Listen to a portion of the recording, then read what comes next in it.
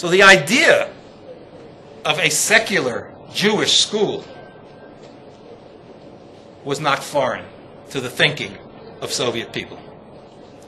Thirdly, some Soviet Jews were eager to learn about Judaism and Jewish culture. And last, there was plenty of external financial, curricular, and in some cases, personnel assistance available to the establishment of Jewish schools. These then were the factors that bode well. Those that militated against the establishment of comprehensive Jewish schools,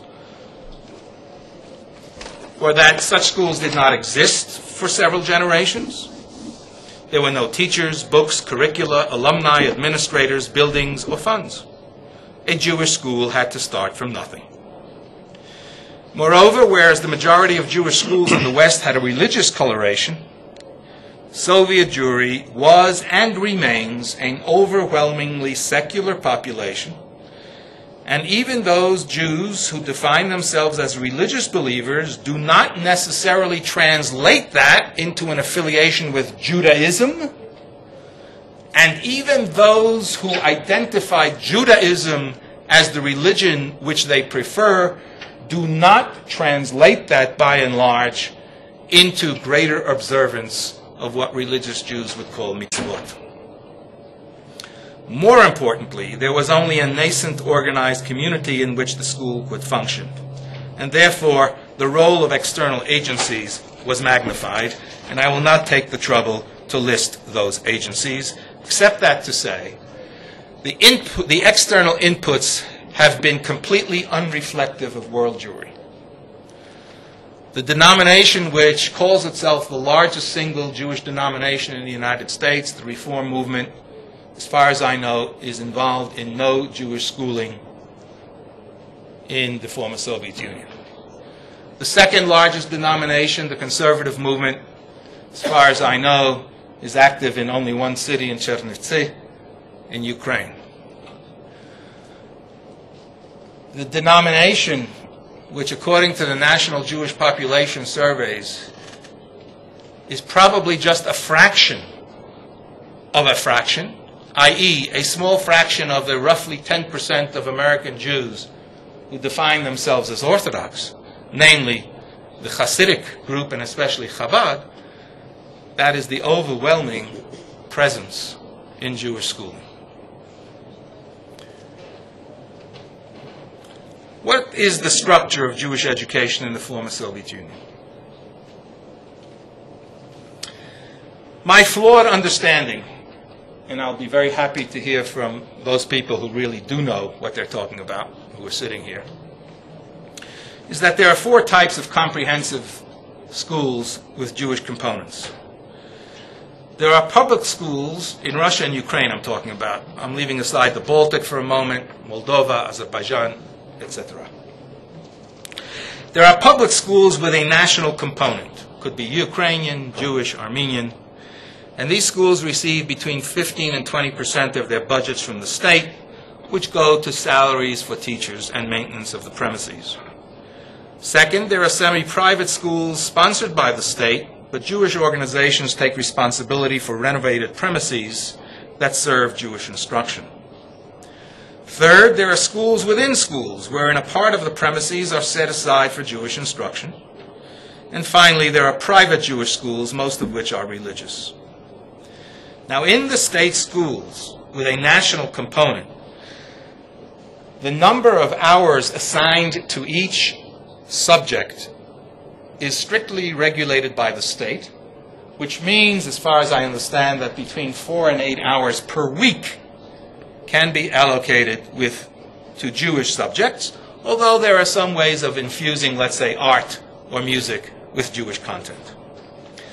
One example of a school within a school, the second type, is the Bialik school in Minsk, in Belarus, which operates within State School 132. Here it is said, 275 students, and now listen carefully, with Jewish backgrounds receive 7 hours a week of instruction in Hebrew, Jewish history, literature, and geography. Note that there is no instruction in Bible or Judaism, nor are there any religious activities. And this is true in Russia, Ukraine, and Belarus, which have tried to keep religion and the state separate, although in Russia there is extreme pressure by the Russian Orthodox Church to insert itself, first of all, into the military, then into the schools, and into the media.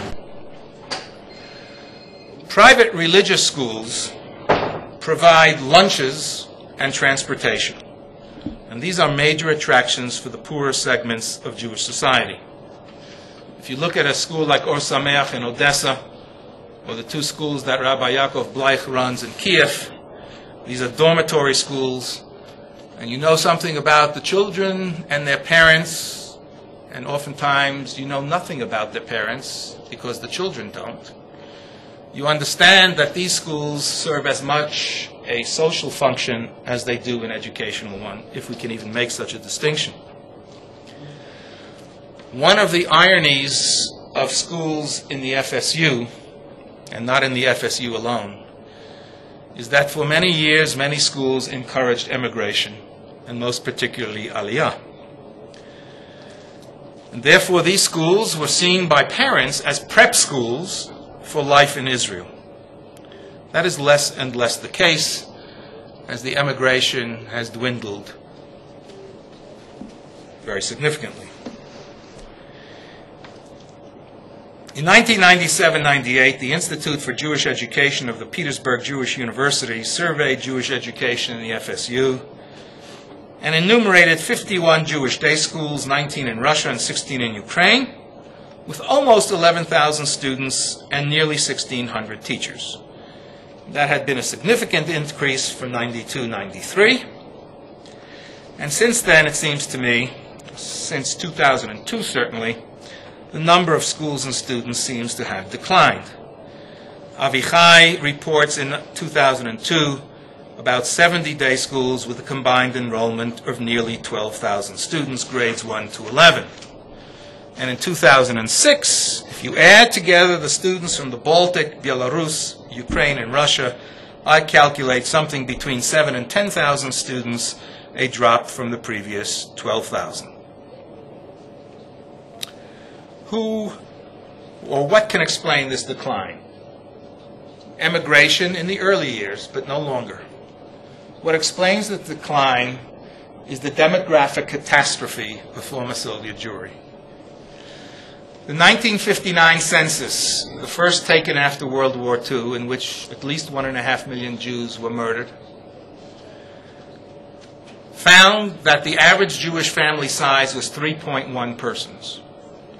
Roughly one child per family, which was not enough already in 1959 for population replication. In 1994, 6% of the core Jewish population was 14 years or younger. 13% of the enlarged Jewish population, meaning core Jews and non-Jewish household members, were in that cohort. 21% of the emigres were under 14. This is natural. In all migrations, the young are overrepresented. But any demographer will tell you that if you have only 6% or even 13% of your population under 14,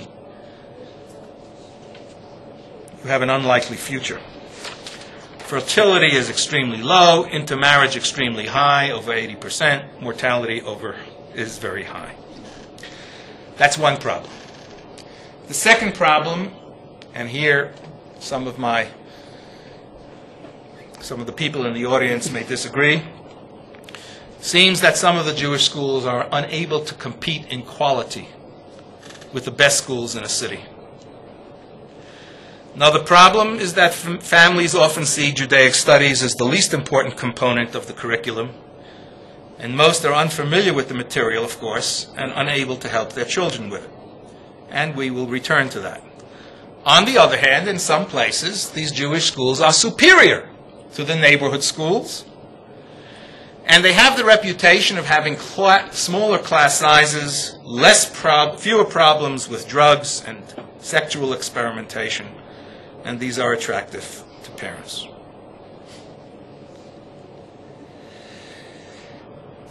Some of the schools, finally, will accept only children who are Jewish according to halakha, meaning who have a Jewish mother, who in turn had a Jewish mother. And that is a vanishingly rare species in the countries we're talking about. The Chefziba program, which was discussed by Ira and Uriel earlier, is an Israeli program. It's heavily oriented toward Israeli history, geography, and culture in public schools.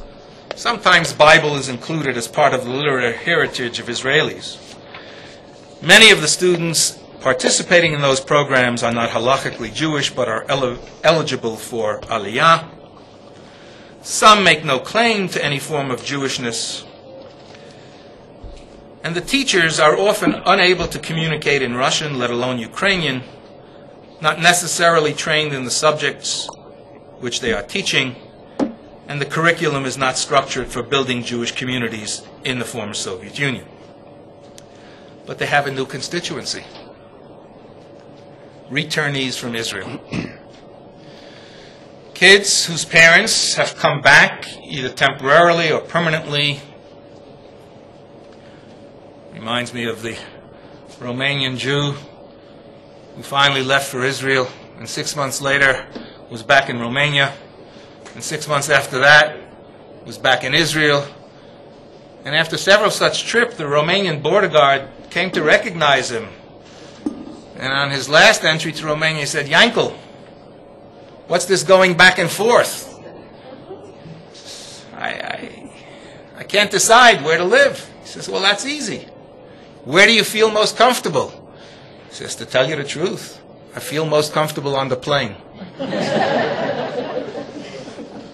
If you want to put it more graciously, we'll call it globalization, internationalization. Me folgt, me leeft, hin und zurück, hin und her. A Geschäft da, a Geschäft dort. Me macht business. So the kid who's gone for 4 years to some Mamlachti or Mamlachti Dati school in Israel suddenly finds himself or herself back in Kharkov. What's he supposed to do? Well, he goes to school 170. And he gets a kind of Israeli education.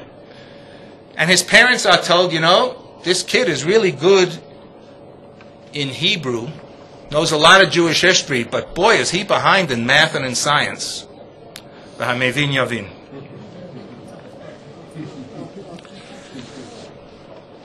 Religious schools are funded and staffed largely by the Hasidic groups, Chabad and Karlin Stolin, the latter group active mainly in Belarus and Ukraine. Chabad considers the FSU its home territory. After all, it was born in Mogilov province of Belarus. It spread to Ukraine. The Frier Dike Rebbe, as they call Yosef Yitzchak Schneerson, was forced to leave the Soviet Union in 1929. And after his departure, there was still a Jewish underground Chabad presence. And so, in a sense, they have reclaimed their territory. They also have people who are willing to go, believe it or not, for more than 1 year, and who are not going to make extra money, but see this quite literally as a mission, which few other Jewish organizations can claim. Chabad has made a political alliance with Vladimir Putin, the president of Russia, and this marriage of convenience serves both parties very well.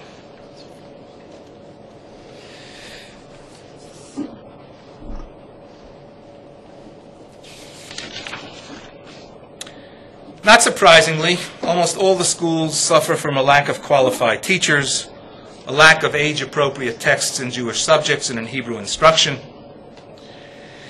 And one study that was done by 2 local Jewish educators says there's no comprehensive, for example, this is Rotman and Rochlin, there's no comprehensive curriculum for the 11th grade. there's no Jewish curriculum. Let's take a look at some of the sponsorship of these schools.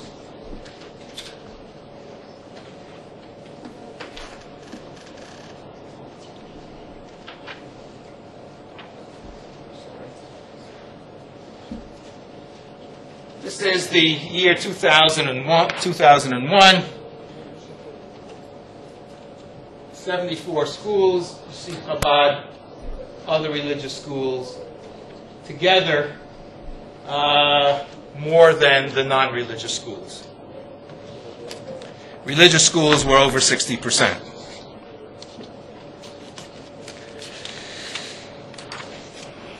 What's Jewish about these Jewish schools? I use that term freely and loosely, Jewish schools. What does it mean? It's not surprising, in light of the demographic situation I described, that some of the students are not Jewish by anyone's definition, including their own. This holds true in Hungary, in Poland, and in other post-communist countries, as well as in some schools in the United Kingdom and perhaps in the United States. Now, some argue that the non-Jewish students in those schools, which, for example, in the Warsaw School, are half, absorb some Jewish culture, gain respect for Jews and their culture or religion. And we should ask whether this is justification enough for Jewish organizations who appeal for funds to provide Jewish education to Jewish children. Perhaps it is, but no one is willing to raise the issue publicly. And what about the two-way flow of influence? If half your children are not Jewish, why do you assume that the influence will flow from Jewish children to the non-Jewish children rather than reverse? Now, a very reasonable argument could be made, in my view, that in order to provide Jewish students with Jewish education, in light of the absence of Jewish students, it is economically and pedagogically necessary to include non-Jewish students. In 6 schools studied in Moscow in the late 1990s, of the 540 students responding, 40% said, accept anyone with some Jewish roots.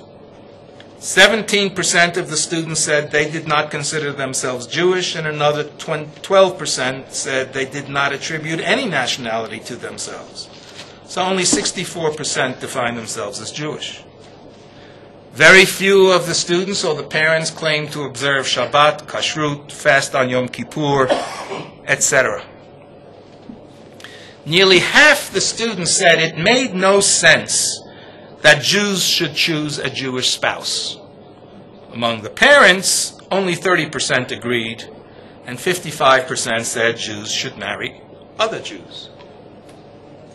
On one issue, parents and children were in agreement, which doesn't happen all that often, as some of you know. They were asked, what subjects do you regard as of major importance? 95% of the students and 97% of the parents said foreign languages, math, Russian, literature. This shows you how the Soviet Union has deteriorated. But note, all the Jewish subjects fall below the 50% line. All the Jewish subjects are less important than all the non-Jewish subjects. And among the Jewish subjects, the least important are Torah and basic Judaism. This was a study of 4 schools, including one whose principal is among us, but including 2 religious schools. And unfortunately, I don't have the data to be able to separate out the answers for the religious and the non-religious schools. Now, if you're an American Jewish educator looking at this, you say, give up. But if you know anything about the Soviet system, you say, I'm not at all surprised. How could it be otherwise? First of all, those bottom subjects are not practical. Do they lead to a career, to a profession? Secondly, Papa, Mama, even Diedushka, Babushka, Zeder Prophet didn't transmit anything of that to me. Why should I be so enamored of these things? So the Jewish schools in the former Soviet Union are a failure. Right? They are failing to transmit a commitment to and an interest in Jewish subjects. Not true. Why not? Not because I'm a Jewish organizational chinovnik who is trying to say the right things and keep the funds flowing. But because the same survey found something fascinating. The kids loved their schools, and they liked them much better than the previous schools in which they had been. They didn't want to leave those schools, even if there were a better school, except when they got older and had to think about college. Is it the ethnic character of the school? Is it because they are Jews among Jews? I don't know. I do want to quote one student whom I was able to interview. She was my student at the Central European University in Budapest recently. And she gives us a clue as to the attraction of such schools. She went to the school in Kharkov for only 2 years. She comes from a completely Jewish and completely non-religious family. She now recites the Shema twice a day and happily eats tarfus. She occasionally attends religious services. She speaks fluent Hebrew and English. She's been to Israel more than once. She's completing an MA in Judaic Studies at Central European University. This is Irina's comment on the school. This was not just a school. This was a community, a place we could hang out. They have sports. We loved communicating with Israelis and Americans. And you know, in no other school in all of Ukraine could you go to the principal with a problem. What this leads me to suspect, and this returns me to a discussion that was held here this morning, and back to Deborah Meyer's talk of last night, is that Jewish schools at the very minimum have the potential, and in fact have already in many cases done, to create communities, to create networks of Jews who are now no longer identified officially on their internal documents as Jews. That's no longer the case in Russia and Ukraine, but who identify with each other. We don't know what will happen in the future, and maybe we have rightly spent most of our time building, and only later shall we evaluate. After all, Vladimir Ilyich Lenin once said, supposedly quoting Napoleon, "On s'engage et puis on voit." First you do it, and then you see. Let me conclude with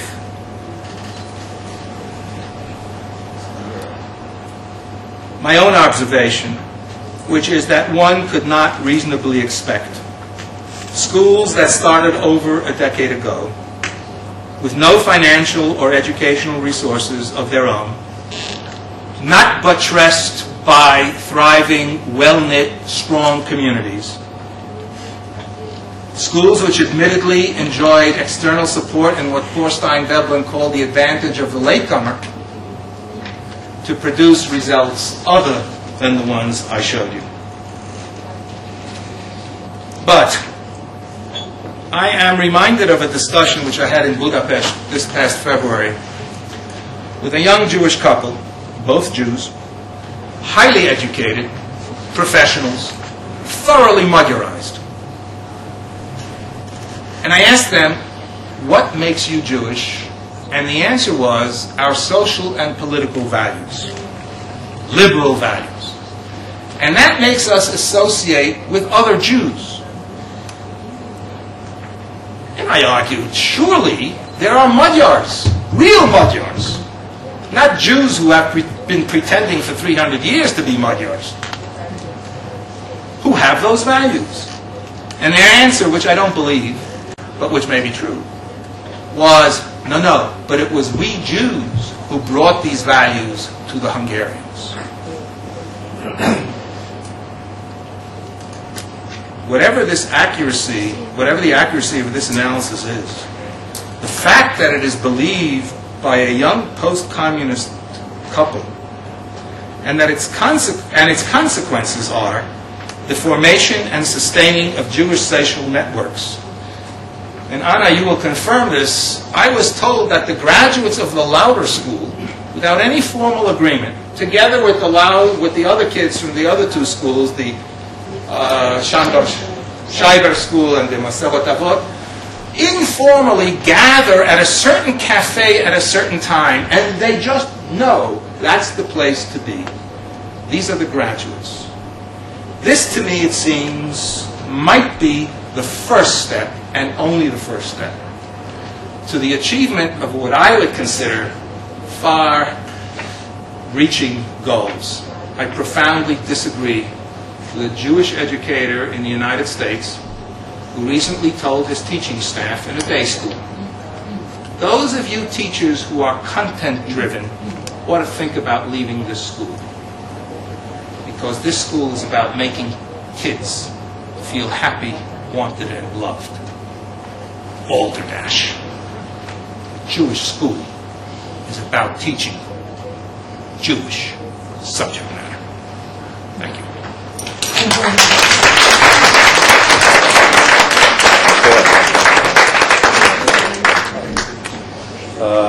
Gerda?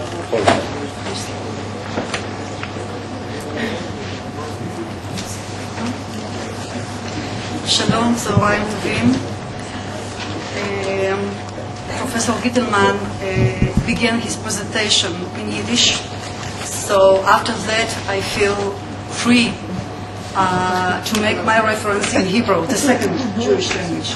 So everybody, if you need translation, please use technology. Like this? No. I need help, people. צהריים טובים, אני אתייחס לדברים של פרופסור גיטלמן בעברית. יש תרגום, אני מניחה שגם לרוסית. אתם שומעים שם את הדברים שלי ברוסית?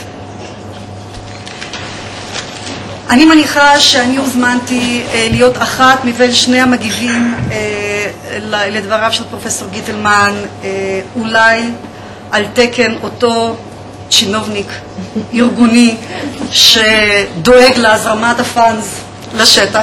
לא, זה בסדר, אני רגילה, אני מוזמנת לזה על בסיס קבוע. אולי הוזמנתי להגיב על הדברים על תקן אחד הארגונים הקולוניאליסטיים שכבשו את השטח של החינוך הפורמלי, כמו גם שטחים אחרים בחמה.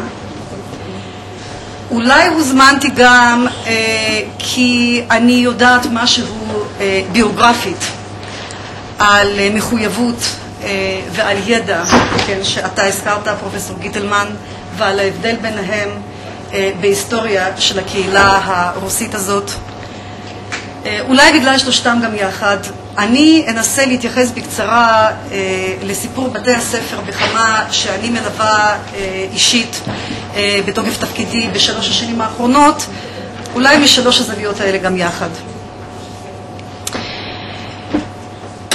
השאלה שמוצבת במרכז הפרזנטציה של פרופסור גיטלמן שואלת, האם לבתי הספר היהודיים בחמה יש אימפקט? האם הם עושים את ההבדל? make a difference? שאלה שמוצבת כבר בעמוד הראשון של הפפר שקיבלתי לפני הפרזנטציה. וזו שאלה שאני מציבה בפני עצמי בכל אחד מהביקורים שלי בבתי הספר. השאלה הזאת היא לא שאלה קלה. אני רוצה לספר לכם על אחד הקוריוזים המצחיקים סלש עצובים באחד הביקורים האחרונים שלי, באחד מבתי הספר המוזכרים על ידך. אתם גם תוכלו לנחש לפי תוכן הקוריוז, לפחות באילו בתי ספר מדובר, או באחד מאילו בתי ספר מדובר.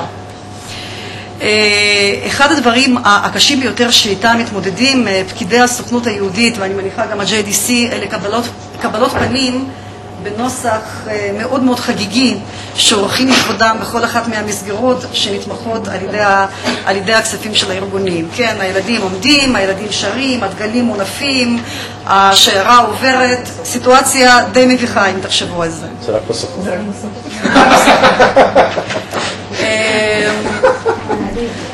באחד מהביקורים, באחד מבתי הספר ששייכים לרשת חפציבה, זכיתי במרכאות או שלא במרכאות לקבלת פנים כזאת. ועמדה שם קהילה של ילדי בית הספר ושרה מספר שירים בעברית. שרה מאוד יפה. ואז ניגשתי לילד אחד מסוים שנראה מאושר במיוחד לשיר, אמרתי לו, איזה עוד שירים אתה מכיר, איזה עוד שירים אתה אוהב לשיר? הוא אמר לי, את רוצה שאני אשיר לך עוד שיר אחד בעברית? אמרתי לו, כן, בשמחה, איזה שיר תבחר? הוא אמר לי, ההמנון. אמרתי לו, נהדר. ואז הילד ניגש למיקרופון ופצח בגאווה בשירת ההמנון הלטבי. זה היה רגע ששאלתי את עצמי, מה בעצם אנחנו חושבים שאפשר להשיג בבית ספר יהודי, שעברית זו השפה הרביעית הנלמדת בו, אחרי רוסית, אחרי לטבית, אחרי לטבית, אחרי רוסית, אחרי אנגלית, כן, ואז באה אותה עברית, זה בחירה, כן, בחירה. מה אנחנו מצפים מאותו ילד שאני מניחה שזוכה למשלחות בתדירות שלא הייתה מביישת את אחד הספרים הכי מפורסמים שקראנו, חלקנו בילדות, כן, שאנשים לפי טיב המשלחת היו שמים את התמונה הנכונה על הקיר, כן, עד שאותו כפרי פעם התבלבל, שם את התמונה על הנכונה של לבן במקום אדום או אדום במקום לבן, וסיים לא טוב את אותו היום.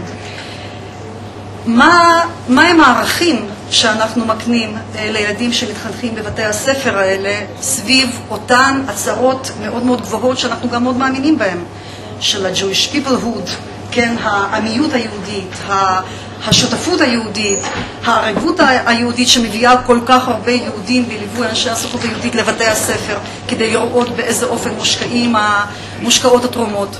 מה אנחנו באמת משיגים שם? גם ברמה של חינוך ערכי, ולא רק לימודי עברית או שירים ישראלים. והתשובות הן לא פשוטות. אני רוצה לחזור אחר כך לאותה אילוסטרציה ולהגיד מה אני חושבת על הסיפור הזה, אבל אני קצת רוצה לסטות מהסיפור.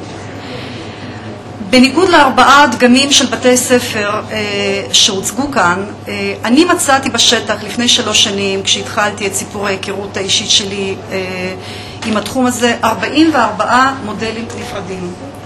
אני מתקשה היום להצביע על יותר מבית ספר אחד שמשתייך למודל. ההבדלים בין בתי הספר הם הבדלים אדירי ממדים בכל אחד מהפרמטרים שאנחנו יכולים להעלות על הדעת. אם אנחנו מדברים על המנהלים, שלשמחתי אחדים מהם נמצאים איתנו כאן אחר הצהריים הזה, ישנם מנהלים שבית הספר הוא היצירה האישית שלהם, שהם הגו את רעיון הקמת בית ספר יהודי מיד בסמוך להתמוטטות האימפריה הסובייטית, שהם יצרו את בית הספר במו ידיהם, שהם השקיעו בו את כל חייהם, חלומותיהם, יכולותיהם, ובית הספר הזה הוא הם עצמם. ישנם כאלה שבתי הספר אפילו מכונים על שמם, בעודם בחיים, שיזכו לחיים ארוכים עד 120. ישנם מנהלים שמשמשים כבובות על חוט על ידי המפעילים הנמצאים מאחורי הקלעים, הרבנים, נציגי הרשתות, נציגי הקהילה המקומית, או אחת מבין הקהילות המקומיות שטוענות להגדיר את עצמן כהקהילה המקומית של אותו מקום. ישנם מנהלים יהודיים, ישנם מנהלים לא יהודיים. מבין המנהלים הלא יהודיים ישנם כאלו שראו בסיפור הזה של הקמת מגמה יהודית בתוך בית הספר הכללי מעין הזדמנות עסקית לא רעה להתברג לנישה שהיא נישה פנויה, היא מתוקצבת לא רע, היא מביאה הרבה מאוד דיבידנדים. אני אפילו מכירה מנהלת אחת שנקלעה להרפתקה הזאת של הקמת מגמה יהודית בבית ספר כללי באחת מהבירות הרוסיות, משום שאיש לשכת הקשר ששכנע אותה להיכנס לזה, היה יפה תואר במיוחד, נשבעת לכם. ישנם מנהלים שמנהלים אורח חיים חילוני לחלוטין בבית ואורח חיים דתי בתוך בתי הספר, בתוך בית הספר. ישנם מנהלים ששינו את כל תפיסת עולמם היהודית אחרי שהגיעו לבית הספר וכו' וכו' וכו'.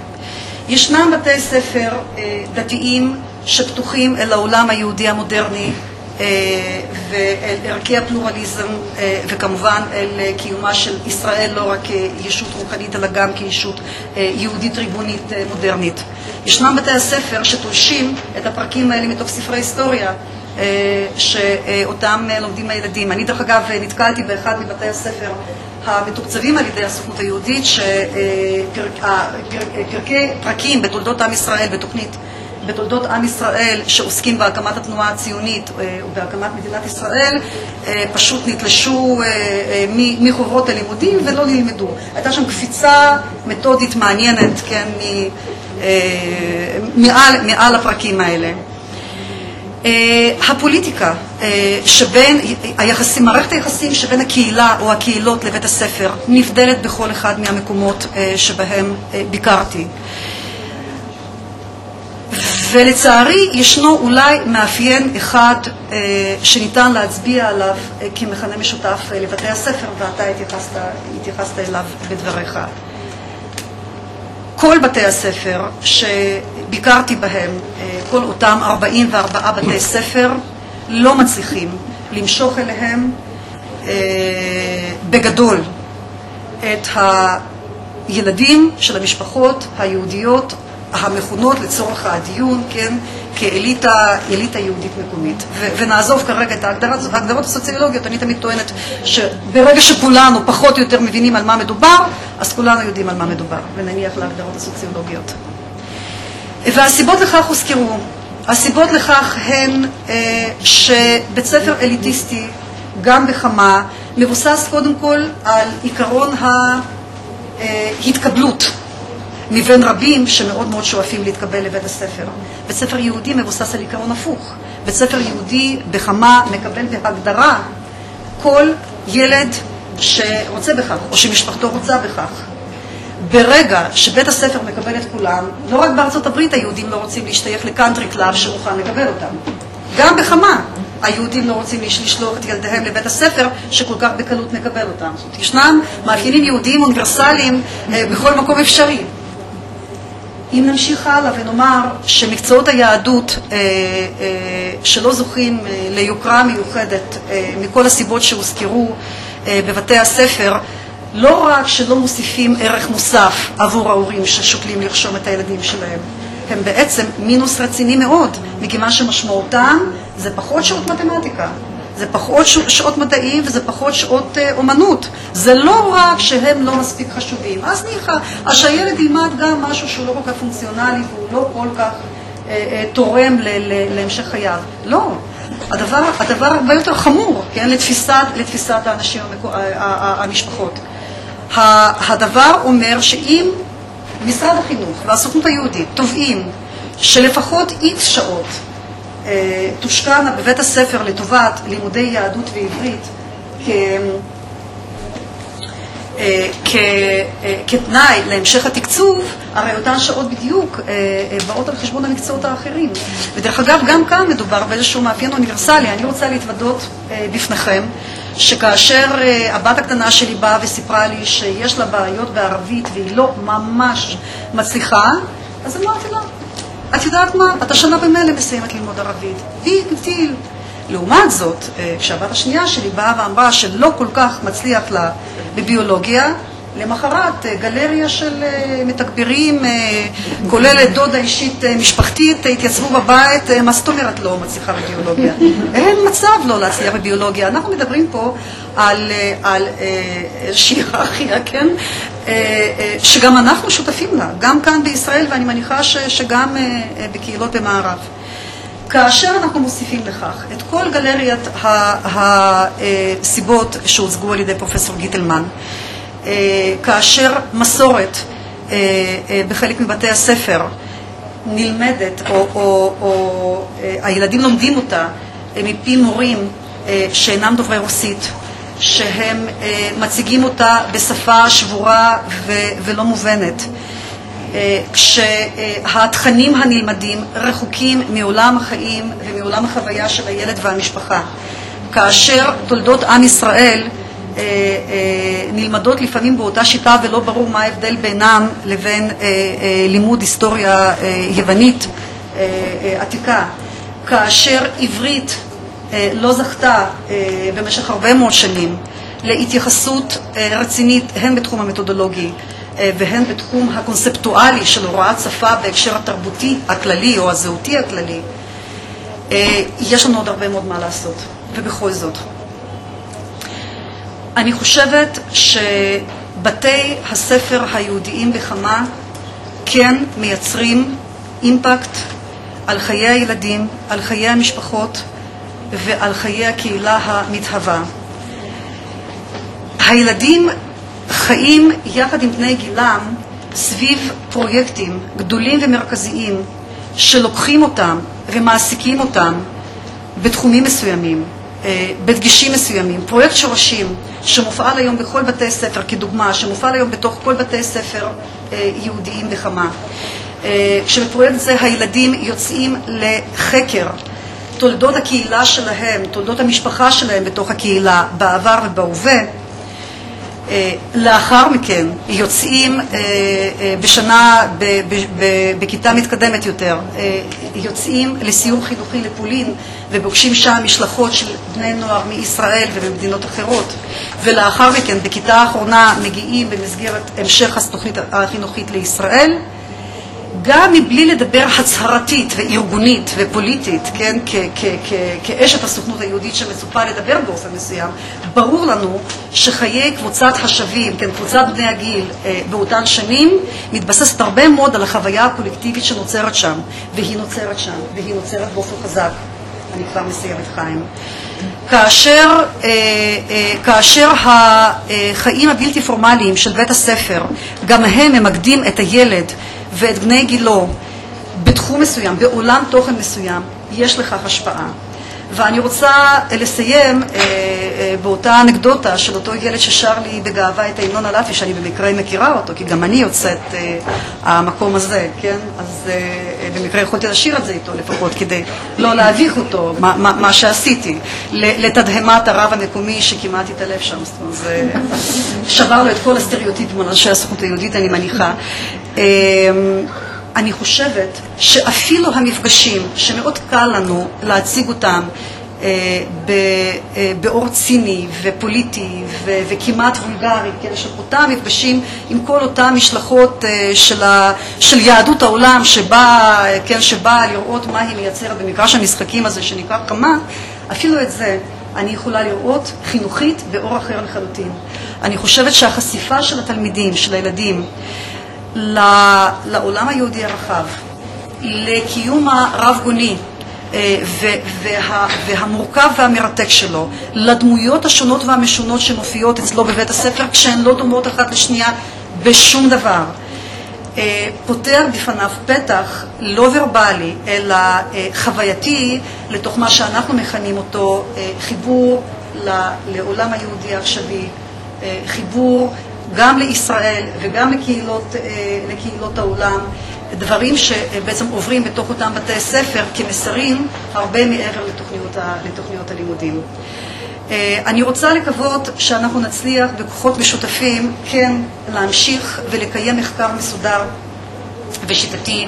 אם יש משהו שאני חובקת בשתי ידיי בהצגה, זה את ההצעה להיכנס סוף סוף לתחום הזה בצורה רצינית, לערוך מחקר סיסטמטי שיבחן את מידת ההצלחה ואת מידת אי ההצלחה שלנו, של כולנו, ואני לא מבחינה עכשיו בין מי זה אנחנו וכולנו בתוך היוזמה הזאת, ואני מקווה מאוד שהמחקר הזה יאפשר לנו בעתיד גם לכוון את הצעדים, את צעדי המדיניות של כולנו נכון יותר ונבון יותר. תודה רבה.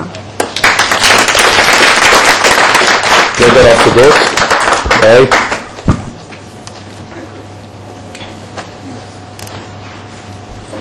I want to begin with a personal statement. It's very meaningful to me to come back to this place that has been my home for so many years and to see so many of my family here at home. So I want to thank the organizers for this opportunity. I too want to begin with the true original Jewish language and say, Walak mi samcha, who was so berserk to think that I should be one to respond to this paper. I'm not a historian. They must have mixed me up with a you-know-who. I'm not a historian of the FSU. I'm not a historian of Jewish education. I don't speak Russian, and I'm not conversant with Russian Jewish education. The only claimers, rather than disclaimers, I can give is that Chazan is Chazanovich, who came from Kiev. I've been going to the FSU since the 1970s, quite regularly, and officially my first trip was to visit teacher training colleges, Hamevin, Yavin. And the third, perhaps, credential is for the last 4 years, I've been working, setting up a post-programming initiative for Birthright alumni in the FSU. So, I also thought it was strange, but I'm glad I took the assignment, Dinat Nuah, and I've taken the assignment. Now, there are two ways to deal with this paper. One is to deal with it as an FSU paper, and the other is to deal with it as a major keynote address. And I was going to go route one because it deserves it. It's an outstanding paper, no ifs or buts. But I'm going to go route two because it's an outstanding paper, in my opinion, with implications for a yet non-existent field, the field of comparative Jewish education. And therefore, I'm going to make 5 points, 5 larger points. My first point I call the grand myth. The copy of the paper that I received began as follows.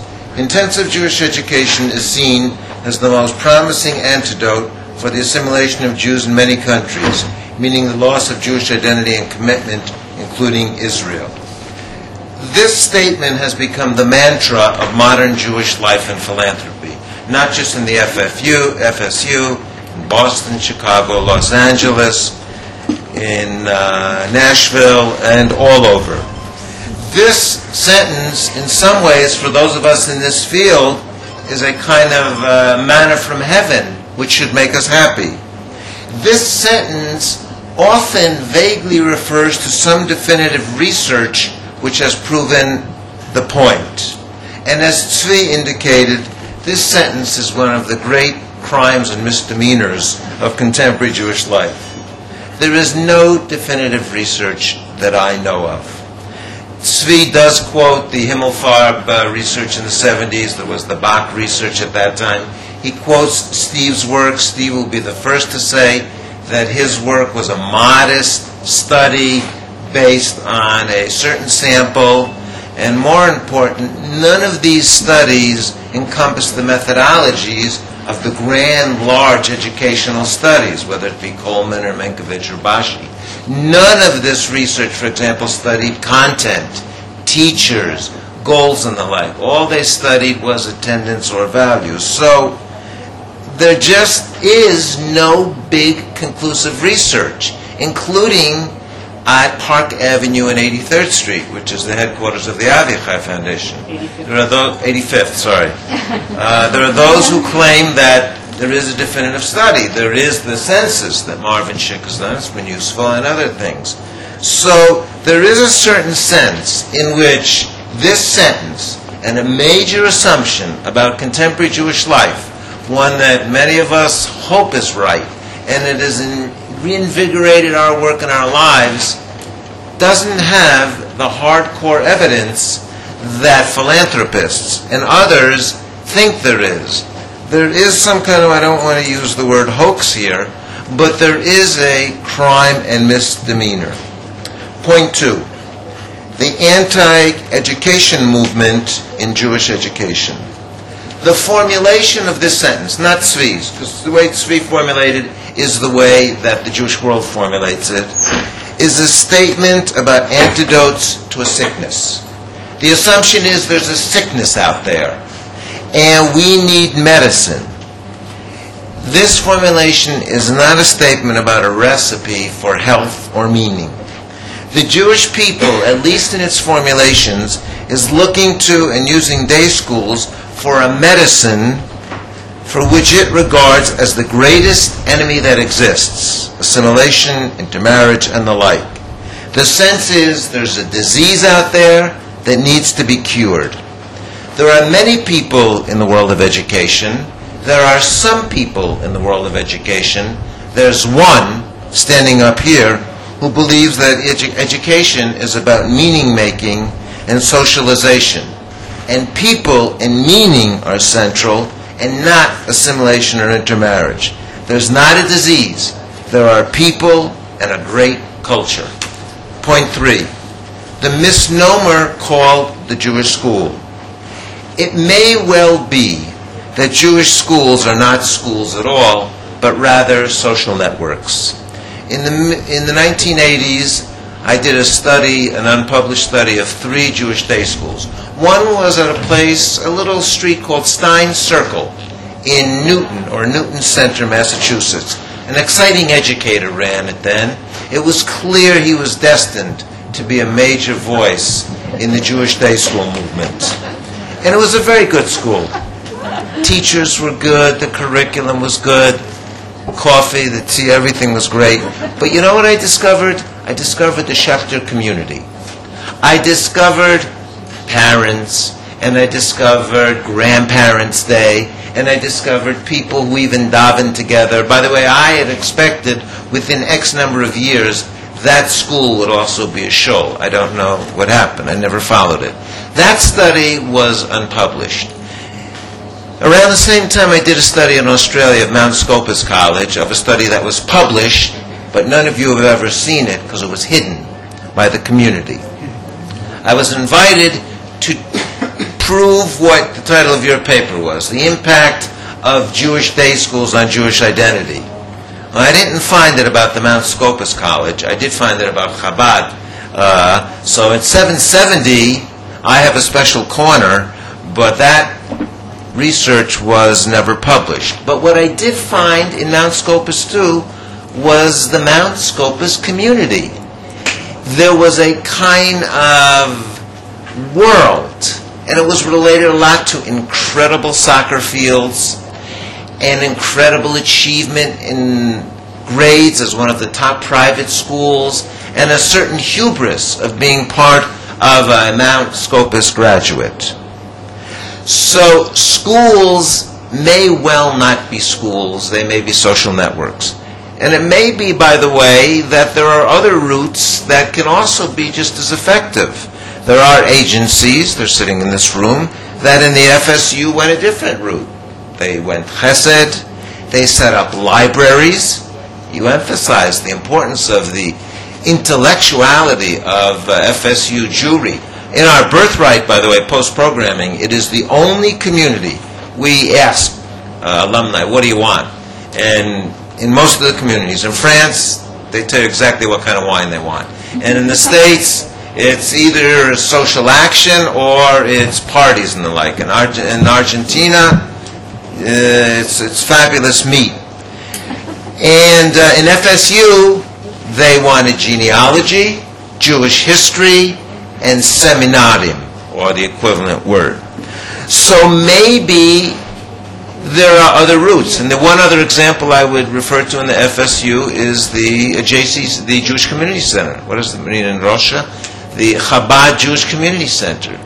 So point 3 is maybe it's a misnomer to call Jewish schools. Maybe what they really do is create Jewish environments. It may well be that they have less or little to do with Jewish literacy, and certainly little to do with your last challenge and desire. Point 4, the lack of a theory of mind or an identity theory in Jewish education. Theory of mind is what Freud referred to. Erickson changed it and spoke about a theory of identity. We have no clear theories of formulation of the nature of mind or the formulation of identity, in my opinion, in Jewish life. Maslow, Erickson, Kurt Lewin, Vygotsky, and many more developed theories of mind or identity and the like. interesting, the names, by the way, and their ethnic or religious origins. We have never developed, in my opinion, a theory of Jewish identity development or a theory of Jewish mind. Schools cannot work without a theory of mind or a theory of identity development.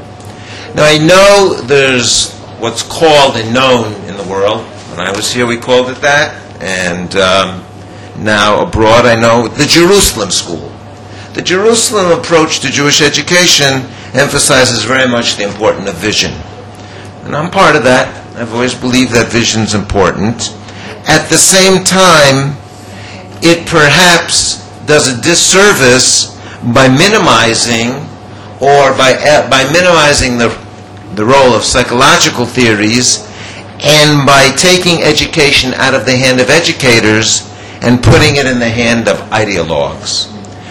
If education is ultimately related only to vision, that means ideologues will write essays about what they think Judaism or Jewish life should be. That's not the way education works. Point 5. I call this the Benderly or Dushkin paradox. Samson Benderly was regarded as one of the founding fathers of American Jewish education. Alexander Dushkin was one of his major students, ended his years here. And the followers of Benderly were called the Benderly Boys and Girls, and they really set up North American Jewish education. There is a unspoken or hushed dimension of Benderly's writings and even Dushkin's writings. They had a certain uncomfortable feeling about day schools. And if you want to see an interesting revelation of that, look at a book that it's hard to find it. Dushkin's biography called Living Bridges. I know because I helped him in the end work on that book. He picked the pictures in the book. They were picked very carefully. And he loved to dress in a very elegant way. He wore jackets and ties in the summer, nice white shirts. Pictures of himself playing the cello. His brother was an accomplished cellist. He also had pictures of himself at Camp Modin. He had pictures of himself studying. But he, Dushkin and Benderly in that world, in my opinion, was deeply committed to what Cynthia Ozick calls the twin nobilities. By the twin nobilities, she referred to the culture that gave us Voltaire and the culture that gave us Amos and Hosea. The two great cultures that nourish us, and some of us believe are our mothers and fathers. So, where does one learn these twin nobilities? There are some who say that this is complicated in a day school. However you look at it, a day school is not simply a private school. A day school is a certain kind of private school which may have at its core a particularism. Where did I learn about the twin nobilities? Ultimately, I learned it when I did a BA at Columbia College and a BA at the Jewish Theological Seminary. And I was in heaven. I danced. Crossing 120th Street to in the morning study with Lionel Trilling and Eric Bentley, the great works of literature, and then in the evening with Hillel Bavli and with Shimon Halkin in Hebrew. I learned the twin nobilities there. By the way, there's one other place where I learned the twin nobilities, in my life here in Israel. So, the story that Zvi Gitelman told us today is actually in some ways one of the better, I even wrote here the best, but I'll go with the best. One of the best tellings and uncoverings of the 5 myths of Jewish day schools that I've heard in a lot of years. I want to conclude by introducing you to a friend that I only met recently that we all should have known more about. His name is Siegfried Bernfeld. He was a highly regarded member of Freud's inner circle. He lived from 1892 to 1953. In 27, he emigrated to San Francisco and was a psychoanalyst for the rest of his years in San Francisco. He was a founder of Zionist youth movements in his teens. He, together with Erickson and a few others, set up some experimental schools based on psychological theories of mind and identity development. and he was even planning, and he set up for 6 months, a Jewish experimental school. The name of his book is Sisyphus, or The Limits of Education. Bernfeld urged the members of the education profession, that's all of us sitting here, to learn the psychic and social realities of our work, or otherwise we're going to see our labors condemned to the futility of Sisyphus. So, I guess if I were to restate Bernfeld, what I'm saying is, once we recognize the limits of schools, and when he used education, he meant schools, once we recognize the limits of schools, then again in Cynthia Ozik's words, maybe the sky is the limit, or as she said, ad astra. Maybe then we could really fly in education. The danger may be if we believe that education's potential is limitless. If we believe that, we might be doomed to the travails of Sisyphus, or to that guy who spent most of his life fighting windmills. Thank you, Barry. We have some time for questions. I'm told that the brief dinner, or whatever it's the reduced dinner, dietetic evening meal, will be at about 6 o'clock, and so we can have some questions for either Zvi or either of our respondents. Bevakasha.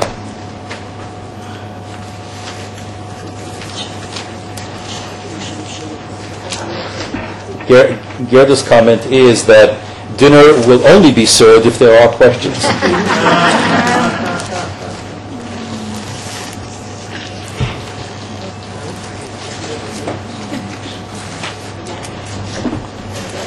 Please, Shaul. I must say, I'm eating dinner at home. I'm just asking out of curiosity. I found it quite interesting, the rating of the different topics in terms of importance, with foreign languages on top and Jewish topics down below. I know the answer as to what is important in Israeli high schools. So I'll ask, has a similar study been done in American community high schools? And I would be willing to risk a fair amount of money that if it hasn't been done and would be done, it would be important to write down where it was done, because otherwise it would be difficult to see the difference. But you can prove it wrong. Do you want to respond to that or ask another question?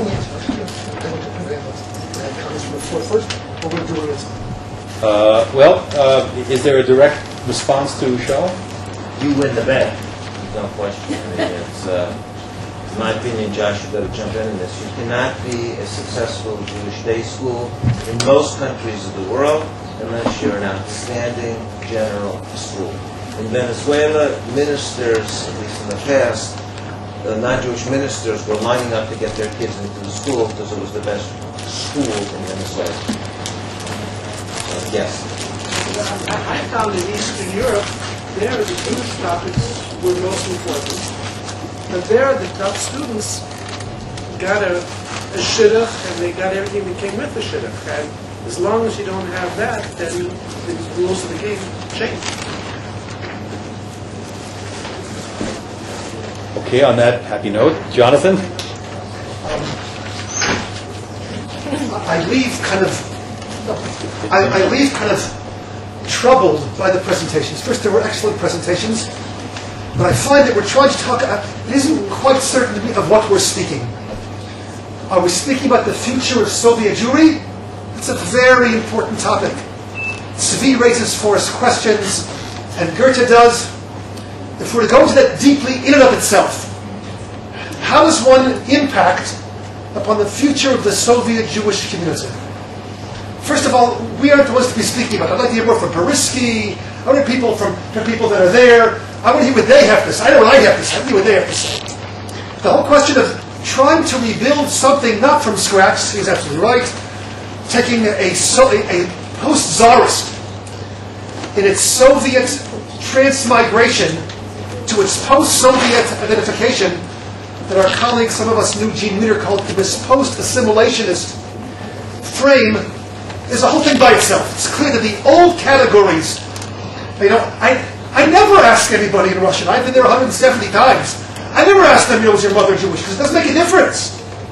I kind of ask them like, I used to ask, are you from a Jewish family? Now I ask, are there Jews in your family? Or maybe, did you ever meet a Jew? Because I don't know what it means. So whatever they say is good enough for me. So the whole question of what components will make people feel, will ensure a future Soviet Jewish, that's one piece by itself. A second piece is what Gerda tells us about the nature of the Jewish schools. There are people here who have built Jewish schools. Do they make a difference in individual Jewish lives? Of course they do. Do they have the mass impact we'd like to have? Of course not. We don't know anything that's going to make a big difference. Is it academic Judaic? Is it going to be Aliyah? Is it going to be the schools? No, we're all kind of fumbling, and it's obvious why we're fumbling. And we shouldn't forget this. The thing collapsed in December of 91. We're going to look back, our children and grandchildren are going to look back and say, only a dozen or 15 years after the Soviet Union collapsed, people are already talking about the impact, the systemic impact. Who the hell knows?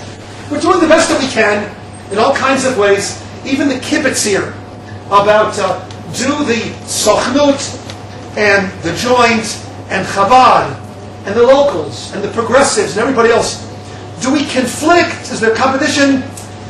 If you accept the concept of kind of kinat sofrim, we're all trying to do the best job. It's one thing that's clear to me, I've been doing this for a long time, as some of us have. It's clear that there are wasted resources, that's for sure. If we were to sit together around seriously, and will the Chabadniks sit with us, or we sit with them, and the Sochnut, the Joint, and really say, who's going to do what? Who does what the best? How can we complement each other's efforts in producing some future model? I haven't been a part of that yet. Maybe that's what people are trying to achieve with Limud. I don't know myself. But looking for new kinds of formats. And the question that Barry raises, which are really macro, the meta questions, what do we really expect from schools and the myths, and is the whole enterprise worldwide, I always say this here, I won't say this in public, is the whole thing, you get the feel the whole thing is going down the tubes. And now the day schools, our job, we're going to put our fingers in the dikes and we're going to save. Will that make a difference? I don't know.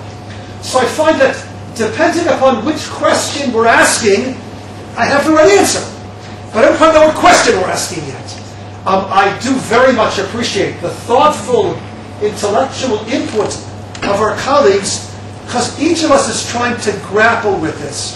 And I'll say for this group, I would say, look, if we better define what the real questions were, then I can talk about what the real answers were. I'm not quite certain. I know, I intuit, and I'll conclude with this, it has something to do with what the Torah taught us. But which part of the Torah, and in what language, or what's the authentic speech and the authentic questions, is it something that many of us say every morning? Is it like, Me'anachnu, and Mechayenu, or Mekochenu? Where are we going with all this? I sense that all of us are we're all doing the very, very best that we can in our own particularly small efforts. Good people all working together. But I think there's a macro or a meta vision or a meta piece that we just can't wrap our hands around.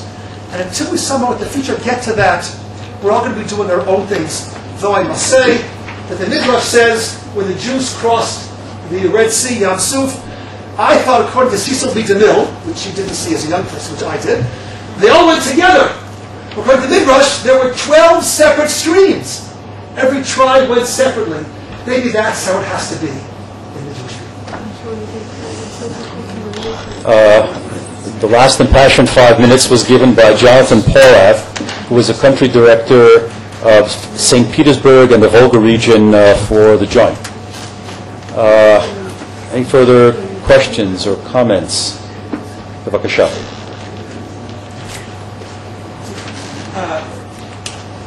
I believe that if we can learn from others, maybe we can also advance ourselves. There are groups that might be a shanda that we even think of them. For instance, the Mormons, they have a draft. every young Mormon spends at least 1 to 2 years as a soldier for the Mormon church. They do missionary works, and since they don't depend or they can't trust one, they always go in pairs, and they do fantastic work. They've converted many, many people. What I'm trying to say is that if Judaism becomes attractive enough for non-Jews, then maybe Jews will see that it's also attractive for them. When you get a non-Jew to come to Israel and you excite him or her, and they come back and they give speeches to Jewish audiences, then Israel becomes kosher and so forth. So it's maybe food for thought.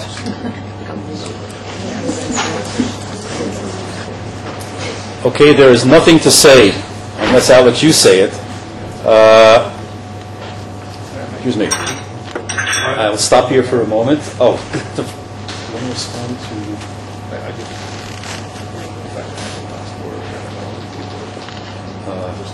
Okay, yes, but there was a hand up over here. Please. Excuse me, my English. My profession. I'm from Chazan, Russia, the director of the school.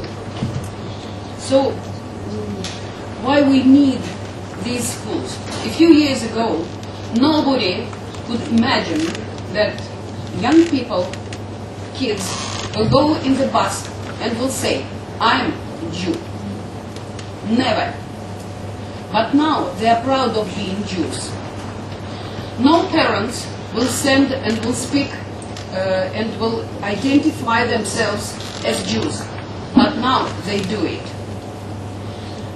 Our community consisted of only very grown-up people. It's not, say, old people. Nowadays, we have a lot of youth, a lot of young people who come to the community, who help elderly people, who help young children. So community becomes stronger and stronger. So if we say, do we need these schools? Yes. Is there the future in these schools? Absolutely, yes. So I'm proud of being the director of such kind of school. And I would say thank you to all the people and to all organizations that help us. Because, of course, we can do a lot with our community and with businessmen who help us. But your help is great, of course. And I hope that in a few years, when our graduates will become business people, we will do without any help from abroad. So, but now we need your help. And our schools are very important indeed.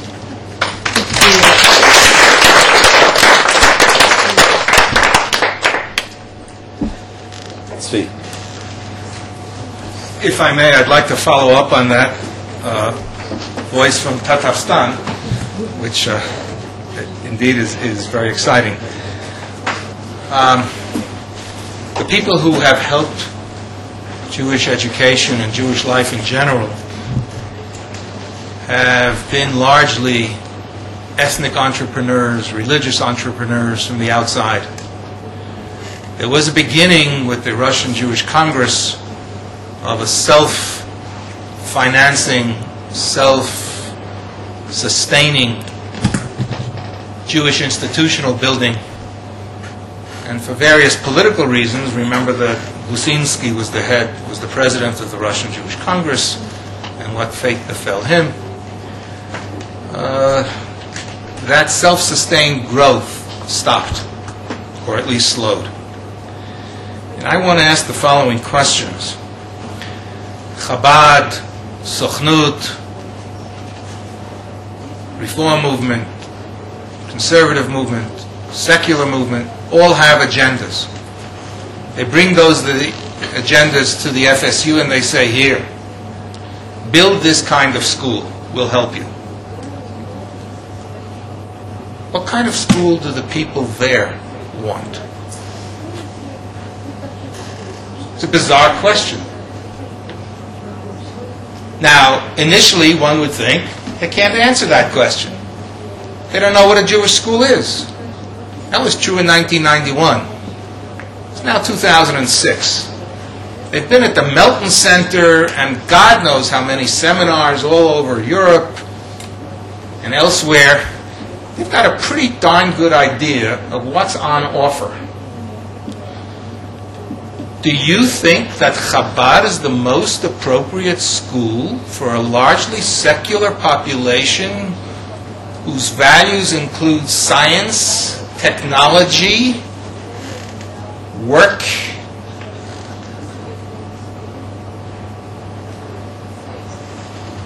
I don't. But what I think is not important. What do the people on the ground think?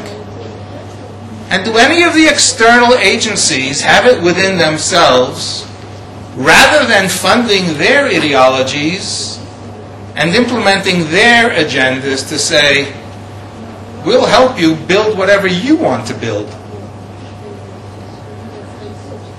Realistically, no. But it's an interesting question. Second point was made by people other than myself at this conference, and as I should say again, I'm glad that this particular Yovan fell into this particular sukkah, because as always happens when I go to conferences outside my field, I learn something, which is not always the case, never mind.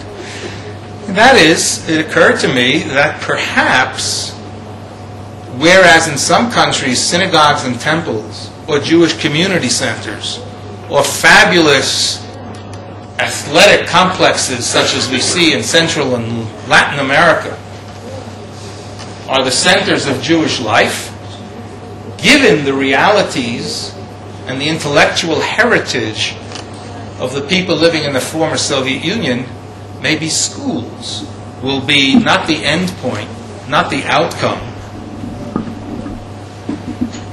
not the products of communities, but the creators, as has been said many times, and as Barry said, and now I want to disagree with Barry. Your time's up. I thought his remarks were extremely perceptive and very thought-provoking, and I was with him all the way until the end. Because ultimately, in my reactionary way, I don't long for the kanchik, and I don't want the Rebbe to hit me on the hand with the ruler. But I have to say, as a student at the same college you went to many years after I hated seminars, and I loved lecture classes. I didn't want this touchy-feely crap. I didn't want to hear what my fellow student had to say. He was as damn ignorant as I was. I operated on the perhaps foolish assumption that the professor knew more. Shut up, kid. I want to hear what he has to say. Ultimately, I think the school has to be Kinder, setz dich weg und lern a Pasuk Chumash mit Rashi. Or whatever the content of the school is. You want to read Achad Ha'am, Gesundheit. Whatever it is. Ultimately, the school is a school. It's not a therapeutic clinic. Now, maybe in order to get there, and I completely agree with this, you can't take a foreign body of language and throw it at kids. But if the kids do connect with each other and with their parents and ultimately with the larger community, that's not the end of the story, and I'm sure you didn't mean it to be. It's the first necessary and probably most logical step, but I'm in a hurry.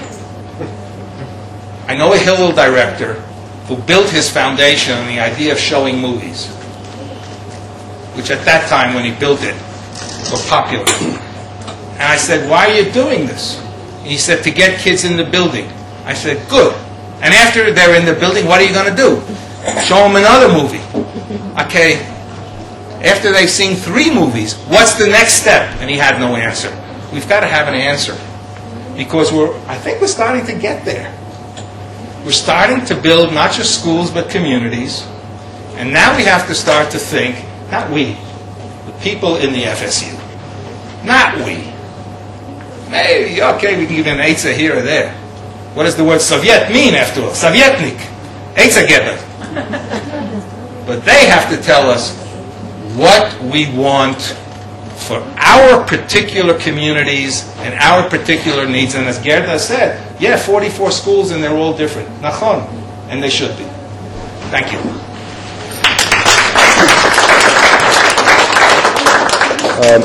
Just perhaps one last thought, impossible to summarize, other than, I think, on this. I returned yesterday morning from an umpteenth trip to Russia. In this case, it was from Moscow.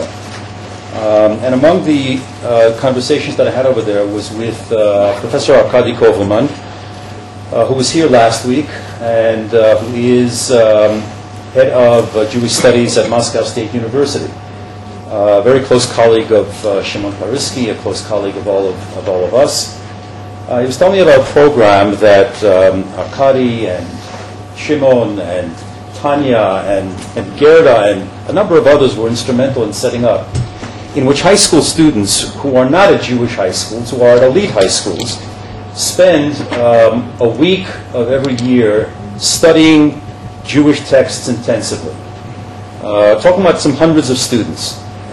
Indeed, some of them also go to a Sunday school in Moscow. Not hundreds, only 25. And I walked away saying to myself, just a minute, an intensive week. This is a week's time, and 25 here and 100 there, and it felt to me all of a sudden that after 15 years, we're talking about we need a generation here. And in a conversation just a couple of hours ago with Shimon, he says the same thing again. We need a generation over here. And so I don't know, Gerda, that I would run into research all of a sudden. My sense is that some of us are going to wake up 10 years from now, 15 years from now, we should only live so long, and we will have discovered that the sea change has taken place. And indeed, there will be in Chazan and in Moscow and in Ekaterinburg and wherever else that there are yet Jewish communities, and there won't be in every place that we're working today. There will be many committed Jews, many knowledgeable Jews, many wealthy Jews, working toward their own Jewish future by their own definition of Jewish identity, and they are going to be part of a pillar of Jewish life that is going to be quite different from Israel's pillar, America's pillar, and we will all be involved in a dialogue about this international global people, which was once called the Elders of Zion. And I think at one point we will all be proud of to be able to say, yes, we are indeed global. And finally, there isn't a time that I come back from there, this Israeli, this former American, and there isn't a time that I don't come back with the sense of, my God, how did this happen? Because in our world where every day we're so involved in doing what we do, every once in a while the miracle of it gets lost. And by God or by something, this is a miracle. And perhaps Acharon Chaviv, I would say that in response to something that Beverly Gribbetts had said in an earlier session this morning in response to Shimon Peretzi again, there is a world over here that many of us just haven't known about. I was fortunate enough to begin learning a year and a half ago, and hopefully will finish my career continuing to learn about it. But it is very worthwhile every once in a while to recognize that Israel and the diaspora includes more than the United States, and intensively more than the United States. And many of us also forget that. And so I want to thank again Zvi, Gerda, Barry, and really thank you for allowing me to be part of this, and Acharon Chaviv to Alex for making this session also possible. Toda Rabba, and B'Te'avon Kulam. 6 o'clock.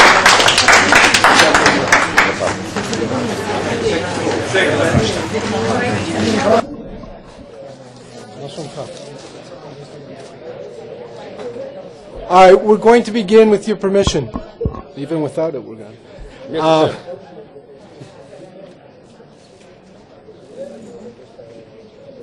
Okay.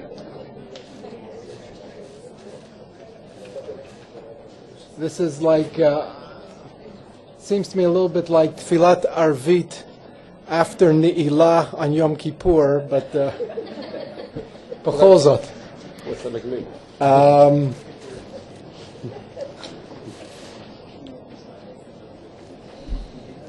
one of the most powerful images for me that will accompany me for a while that Deborah Myers spoke about in the opening session of this conference was this image of eating dinner with the family around the table, the dining room table.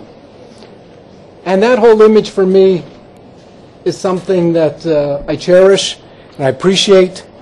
I wish I could do more of that with my own children. And I think that everybody here shares that feeling of a sense of family, sense of community. And therefore, I think it's most appropriate that the final session today is really being devoted to changing conceptions of Jewish community in the United States, the implication for day schools. In other words, this very powerful image for me of what's happened to the Jewish family and to the Jewish community is one that I think was triggered by some of the remarks that Deborah made in her opening presentation. And I think that it's really accompanied us throughout this very exciting conference. And for that purpose, we've invited Professor Stephen Cohen, professor at the Melton Center for Jewish Education at the Hebrew University, as well as research professor of Jewish Social Studies at Jewish Policy at HUC in New York. You notice which one I got correct. And we've asked Steve actually to share with us some of his insights into some of these changing conceptions in the American Jewish community. After Steve's presentation, we've invited Johnny Ariel, who's the executive director of NACI at Jaffe at the Jewish Agency for Israel, to respond to Steve's remarks. And therefore, it's with pleasure that I introduce Steve Cohen. Thank you.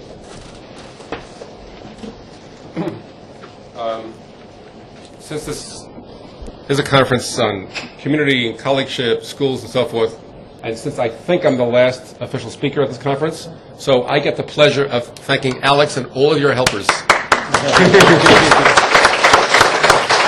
This was great. It's a great learning experience, and all of us saw a little piece of the work that Alex and his support staff did by the emails. Just realized they went out to all of us, and everything went back and forth. And I know I asked you a lot of your help, and not only did you give it, but you gave it very quickly, because I'm up all hours getting email, and apparently you are as well. So kol hakavod, and thank you for doing this for us. And thank you for inviting me to give a keynote address. That's so lovely. And I was trying to figure out what is a keynote paper and how is it different from a normal paper. It's a little longer. And I was looking at various, and I listened, I read the keynote addresses, and is it seniority? And it's not maturity, I know that, but is it seniority? Is it speaking ability, having American accent, giving a synthetic approach rather than monographic? And I after listening to all the keynote papers, I finally figured out what qualifies as a keynote paper. It didn't occur in any of the individual papers, but occurred in all of the keynote papers, and I will add to that. It's that you begin with a public declaration of your ignorance about Jewish education. This qualifies you to give a keynote address, and even after many years of the Melton Center for Jewish Education, used to be in the diaspora, they dropped that. So I will begin with my declaration of my genuine lack of scholarly familiarity with Jewish day schools, except for the two questions of who goes there and what happens to them afterwards. There's a whole other area of what happens to them while they're there that you're all much more expert in than I am. And so in this dual title about what's happening in the American Jewish community and what's implications with day schools, you will see that I will devote much more attention to the first part of that title than to the last part. And I will count on you to fill in, and Johnny to fill in much of the last part. Johnny, actually, you're substituting for Ami Bouganim. But I will make the concession. I will go back to English. So what I want to look at today are, in light of the changing patterns of Jewish identities and communities, notice I use a plural, in the United States, what are the challenges to building Jewish connections and communities in the United States? How, in fact, are day schools responding to those challenges? How can they? Maybe even how should they? And specifically, as the models of Jewish communities change, how can, do, and should day schools adapt to those changes? To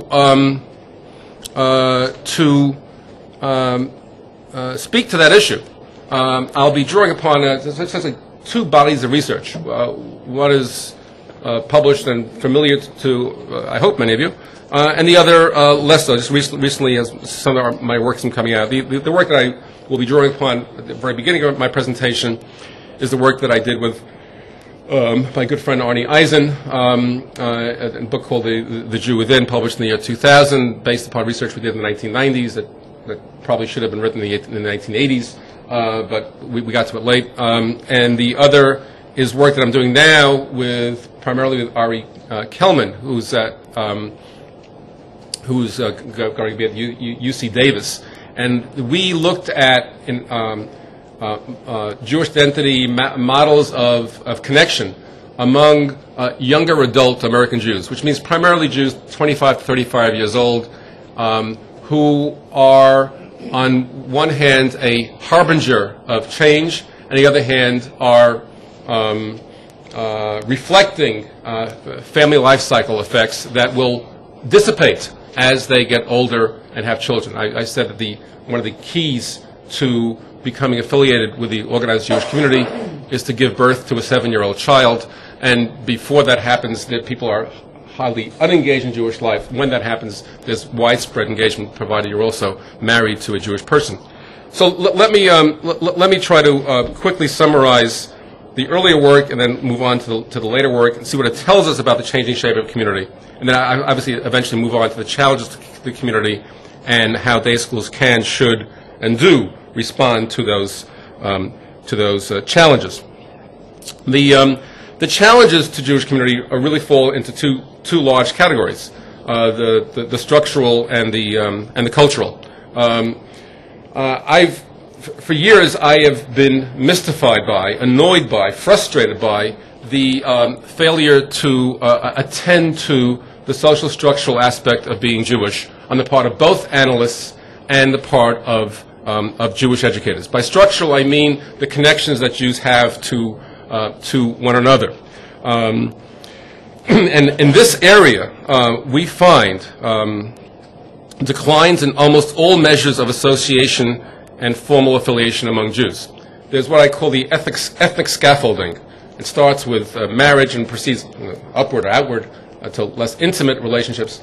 But one of the master themes of Jewish life today, and it's one that really that affects everything else that we do, is that fewer Jews are married to other Jews. Fewer Jews have Jewish friends. Fewer Jews have Jewish neighbors. Fewer Jews have Jewish coworkers. Fewer Jews belong to Jewish organizations. Not all. I'm going to correct that in a second. Fewer Jews have a strong attachment to Israel. Fewer Jews have an attachment to the Jewish people. How do we know? They say so. We ask them questions. How attached are you to the Jewish people? Do you belong to Jewish people? Do you care about Israel? And as you look at the evidence from then till now, from old to young, you see declines in all these attitudinal measures as well as declines in these behavioral measures. For further elaboration, look at the article that Jack Wertheimer and I wrote in this month's Commentary magazine, which is online, about called Whatever Happened to the Jewish People. Now, having said all this, there are some areas of either stability or, frankly, growth. Institutionally, there are two areas of stability. One is the synagogue. There is no decline in the number or proportion of Jews who are affiliated with synagogues. And there's also no decline in the number of Jews who are members of JCCs, Jewish Community Centers. Those two phenomena, those two pieces of data point to broader phenomena. One is that there is, in general, religious stability among U.S. Jewry. That is, the indicators of religious affiliation, religious engagement, religious involvement are all pretty much flat and steady. So, belief in God, going to synagogue, lighting Shabbat candles. Years ago, Wolf Kelman said there's more kashrut, but less kashrut, but more glut. I can now tell you that there's change neither in kashrut nor in glut, where that these indicators are continuing to hold steady, and this despite the significant rise in intermarriage, which erodes this behavior, which means that the in-married population today is relatively more religious than the in-married population of yesteryear. There's a selection factor going on, and they're pulling up the national Jewish religious averages. In fact, in one area, I think it's fair to say, more Jews are formally Jewishly educated than before, than 10 years ago, 20 years ago, certainly. Younger Jews are more educated than older Jews. Jewish youngsters are more educated than Jewish parents. Jews today are more educated than Jews 20 years ago, on just almost all measures. We don't have good numbers on preschools. We think they're up. If someone does, I'd love to hear about the study of Jewish preschool enrollment then and now. We think they're increasing. In the area of elementary Jewish school education, there's been a shift to the wings. More Jews getting no Jewish education, and many, many more Jews getting Jewish day school education, with decline in the middle. By the way, the movement to the wings and decline in the middle is one of the master themes of the evolution of Jews in America today. When I was, for people my age who were raised Orthodox, under half of us went to yeshivas or day schools, and when last I checked, 94% of Orthodox youngsters are attending yeshiva, or have attended yeshiva day school. For the conservative movement, it's gone in one generation. It's gone from 10 or 11% to 26%. Recreform movement only 4%. Footnote: the Reform and conservative Jews are still very, very different Jews. Many people who I've recently been meeting in my wandering around HUC-JAR claim that Reform and conservative Jews are just a little bit different, and maybe conservative movement ought to close up shop and fold its tents and join with Reform in becoming this kind of big tent of progressive Judaism. I say to them, first of all, I think it's bad for the Jews. It's only bad for the conservative movement, but it doesn't reflect the reality on the ground, where you have very, very different populations. Let's get back to the current issues. So there's a sharp increase in Jewish studies at the university level. Something like over 40% of American Jews under the age of 35 have taken a class in some aspect of Jewish studies. It was where I personally received most of my formal Jewish education. Was at Columbia University. Not much before, not much afterwards, but that's where it happened. And that's where it happens for a lot of American Jews. The university and Jewish studies at the university has not entered into the consciousness of the community, to myself, or to Jewish educators as a major source, a major locus of Jewish education. So when we think of Jewish educators, is Zvi here? Zvi Gitelman? As an example, Zvi Gitelman, I think he may have said yesterday, he's not a Jewish educator, but he is a Jewish educator. He's one of the leading Jewish educators in America today, as is the other 1,500 members, as am I, many of us in this room, in the Association for Jewish Studies. And then adult Jewish education has grown enormously. I don't know if is Mervis in the room. You should be. Tell Mervis I congratulated him on leading one of the greatest experiments, the greatest innovations in Jewish education, which is of course at the Florence Melton Adult Mini School, and other such experiments around the world. Know ye that just as an example of the increase in adult Jewish education, take the simple use of the word text. I know the Melton, the Sam Melton Center for Jewish Education taught me the word text. It was Michael Rosenak in 1985 at a conference right here. Actually, it was in the library, when Michael Rosenberg used the word text, and I said something like, "What's that?" or, "Isn't William Safire text?" And he said, "No." And he taught me the word text in public. It was a very nice thing. And then I mentioned this a few weeks ago at the Network for Research in Jewish Education, and Barry Holtz says to me afterwards, he said, "You're right. Like, it wasn't just my personal ignorance of the word text in 1985.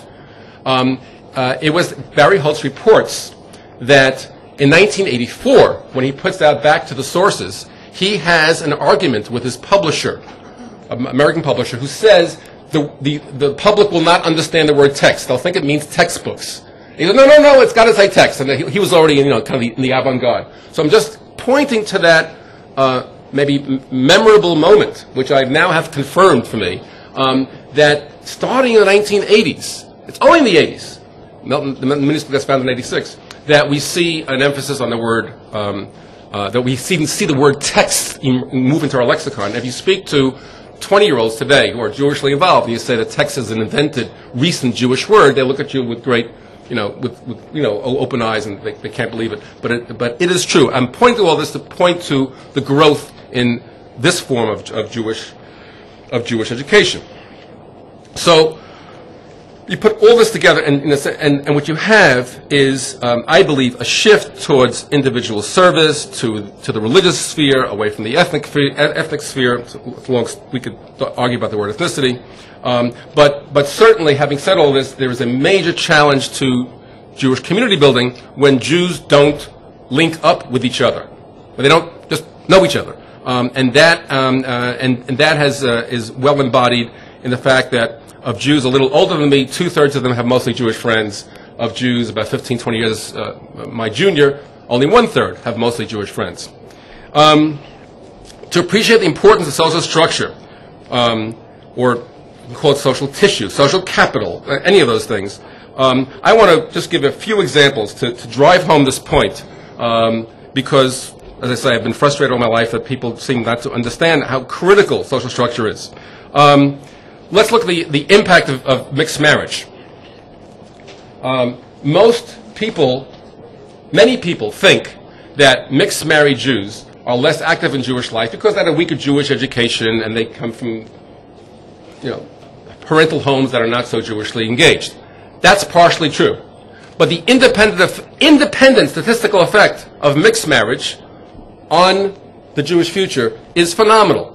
You take two people with equal levels of Jewish socialization and education, one intermarries and one inmarries, the chances that one will raise a Jewish child are different on the order of 50 to 60 percentage points. They are huge. And once you don't raise a Jewish child, if that's not part of your life, the chances of your being engaged in Jewish life are far lower, which is a point I'll get to. Secondly, I've often quipped, but I'll unquip, and say that the Jewish density of residential zip code is more predictive of in-marriage than is Jewish education. Right? There's some Lenny Bruce line which we could adapt here about, if you're uneducated in Brooklyn, you're more likely to marry a Jew than if you're educated but in Sioux City. That's really what I'm trying to say, that there's a major difference in intermarriage rates by zip code, by region, and so forth and so on. Third, Robert Putnam points out that when you live in a home with more people, you're more civically engaged. One of the strongest predictors of Jewish involvement is how many Jews live in your house. None? Get off the survey. But all right, one, you and no one else. You live alone, or you have you're intermarried. Two, you and perhaps a spouse, or you're a single mother. Three, you, a spouse, a child. Four, you, a spouse, 2 Jewish children, 3 Jewish children. And if you imagine this running the crosstabs and looking at all measures of Jewish education, those numbers go up and up and up, in part because of factors coming in, but in part because of the independent impact of having family members who are Jewish, who have Jewish needs and associations. Ergo, the Jewish community. Jewish educators, Jewish day schools have a strong interest in promoting family formation that fosters Jews living together with other Jews. Last, Jewish friends. It turns out that the number of Jewish friends you have is even more predictive of Jewish engagement than intermarriage. One of my anti-intermarriage buddies said to me, "You can't write that." I said, "Well, it's true. It's true. The Jewish friendship is a major predictor of Jewish involvement." I once was asked to give I often get asked to give talks to places, things that I know nothing about. This occasion was to talk about how California Jews are different from Jews in the East. I was in California, so and I racked my brain, and I finally came up with a paper which was basically, why are California Jews less Jewish? And the answer was, they have fewer Jewish friends. And if the few Californian Jews who have only Jewish friends are as active in Jewish life as the many Eastern Jews who have many Jewish friends, and, contrapositively, I'm sorry, I don't have the word to give you. The opposite, that the few Eastern Jews who have no Jewish friends are just as unengaged in Jewish life as the many Californian Jews who have no Jewish friends. So Woody Allen had something right. So if I haven't made this explicitly clear, Jewish education has always responded willy-nilly. If it hasn't, then there's an extinction function. But Jewish education responds to the needs of the day. And I'm telling you, the needs of this day are to build Jewish association and Jewish affiliation. And Jewish education ought to recognize the production of Jewish association, friendship, and all that other stuff. In marriage, yes, in marriage, as essential to Jewish education. I was taught once there's some Talmudic expression, "Ein kemach ein Torah." Is that right? Did I get that right? Im ein Jewish social capital, ein Jewish identity. All right, so just hold that. It's mellifluous, I know, but yeah, I'll help you remember it anyway. Next, moving on from structure to culture. And here I want to talk about the two generations I spoke about. One is my generation that Arnie and I investigated, and the other is Ari Kelman's generation that he and I investigated. So let me tell you about the generation that Arnie and I investigated, really very, very quickly. We wrote a book which posited the supremacy or primacy of what we call... What? How old are you? We need to know how old you are. Sorry. I had the exact same question. I was born in 1950 under a purple moon. I was born in 1950. I don't know. Does that help? Yeah. All right. Well, I guess. Thank you for that. Unless you thought I was older. Anyway. Right, I'm a baby boom generation, Vietnam, sex, drugs, rock and roll, the whole thing. The culture of the sovereign self. We pointed to 6 critical points which kind of explain the culture, what we call this the culture of the Jewish sovereign self, the assertion of the self as primary to Jewish identity, the Elohim. The inalienability of being Jewish. People were saying to us, we were struck by this, that no matter what I do, what I don't do, I'm still Jewish. You can't take that away from me, to quote a song. Now that sounds wonderful. It sounds much better than the 19th century when Jews stopped being Jewish. But today you can do anything you want and still remain Jewish, and people fiercely attach themselves to being Jewish. I wouldn't call it the downside, but the consequence of that is that there is no shame, embarrassment, sanctions. You can't take away a person's Jewishness anymore. They have nothing to lose, and they can define who they are no matter what they do. 2, related to that, is voluntarism, the assertion of free choice. I have the right, and as we'll see, I have the obligation to choose how, when, where I'm going to enact my Jewishness. It has to be a matter of choice. One of the most frequently used expressions in American Jewry today is that we are all Jews by choice, which is a way of being inclusive of converts to Judaism, but it also reflects the strong element of choice that's existing throughout the culture. A third, the notion of autonomy, which as opposed to heteronomy. And we have people saying, I need to feel like it's coming from the inside. Yom Kippur is a very personal holiday. If you don't feel it, it's hard to do it. This is emes. I mean, this is exactly what we heard from people. Personalism, which is a word that Charles Liebman, my teacher, who I so much loved and appreciated and learned so much from, invented. And that is, personalism is the ideology or the netiyah, the intention to make personal meaning the arbiter of Jewish involvement. And if I find it meaningful, I'll do it. If not, I don't have to. I don't want to, and you can't make me. Anti-judgmentalism related to this. Whatever I do or I don't do, you can't judge me. I learned this word in 1996. I know exactly what had happened. I was a young man writing for Shema magazine, accused me of being judgmental when it comes to intermarriage. And I didn't know what the term meant. So I went to a young lady at Pardes, and I asked her, because I figured it's a new word. And she said, "You want to know?" I said, "Yeah." She said, "It's not good." So I said, "No, give it to me." And then she explains it's judgmental, you're being exclusive, and so on and so on. So, and I said, "Well, I thought Judaism was all about judging." And it turns out that that's not the case. There's a strong anti-judgmentalist bias, which relates to our sixth point. And this is a word I just invented for today. So, I want to give you something new, even with this little part of the talk that you've all heard before. And it's called journeyism. And it appears in the same dictionary that you'll find personalism, which means it doesn't appear in the dictionary. Journeyism is a sense that we're all on personal journeys. It's very Protestant.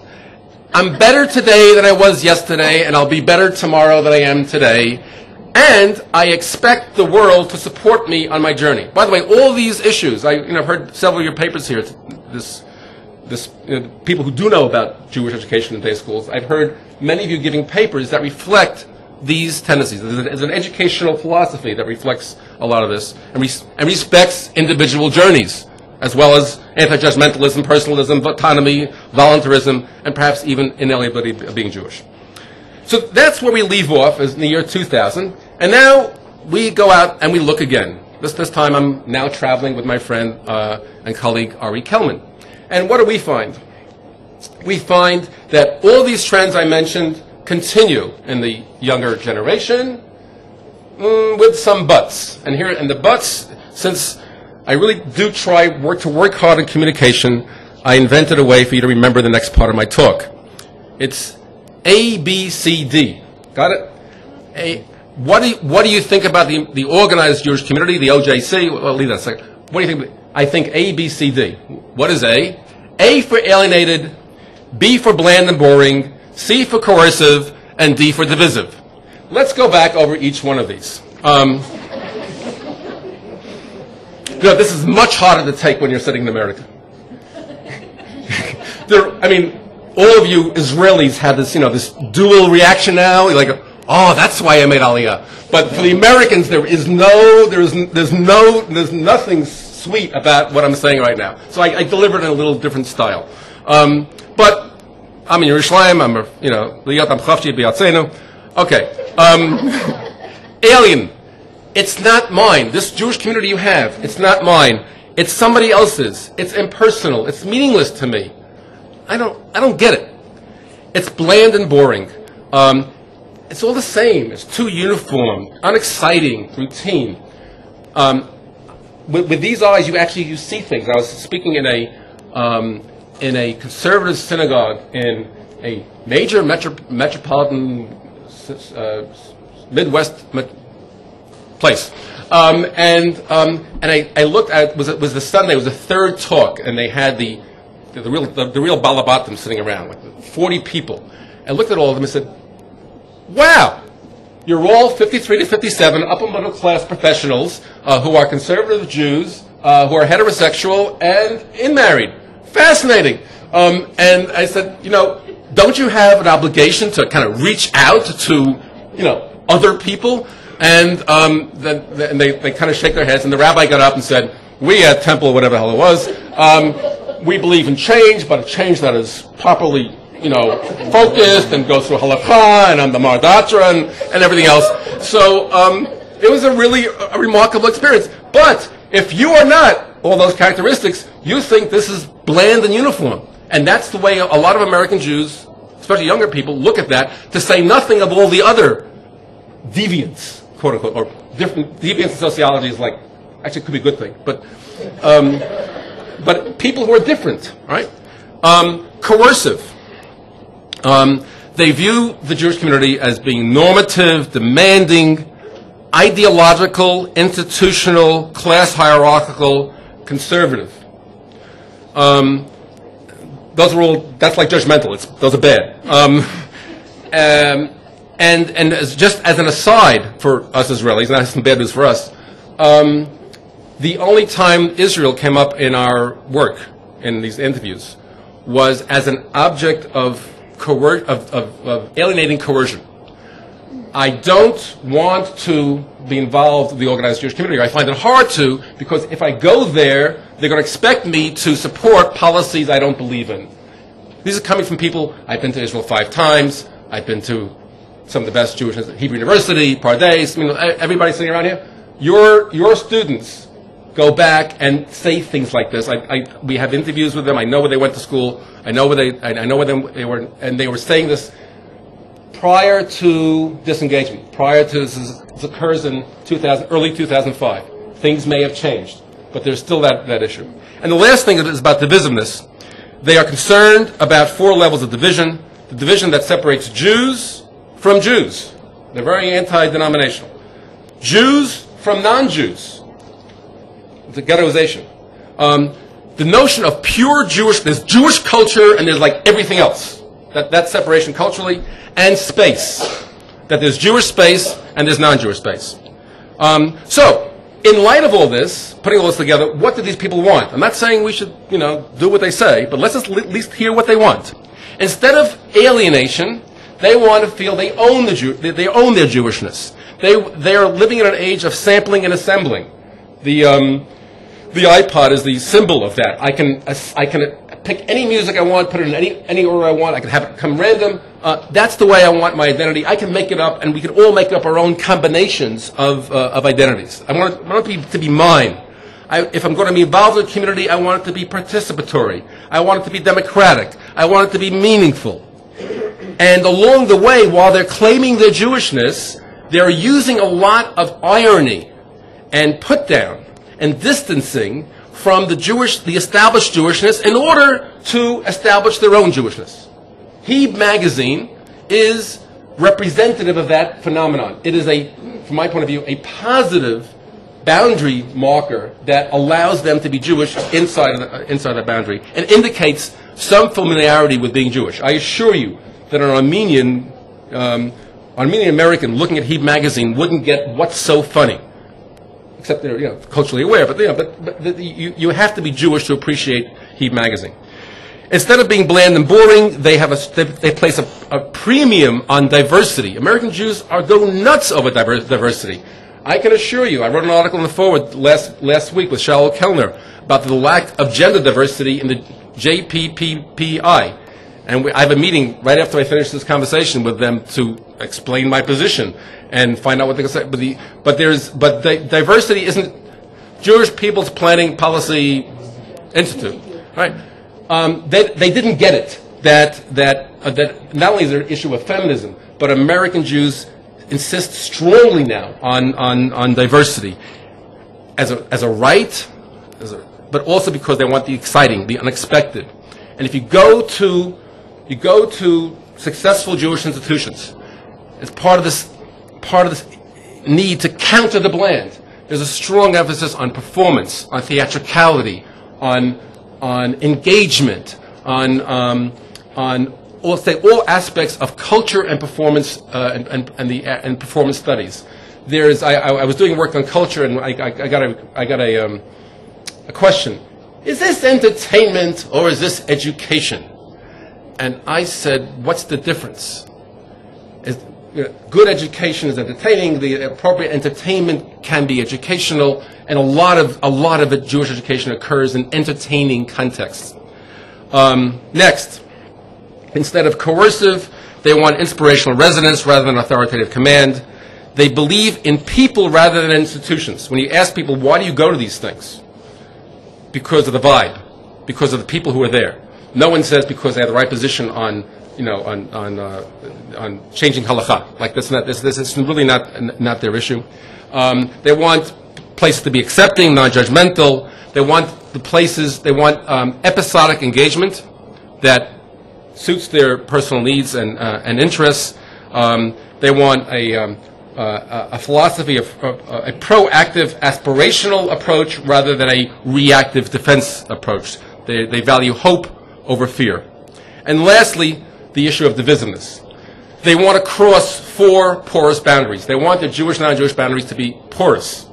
They want to be able to go. They want to be able to include Jews and non-Jews, different types of Jews.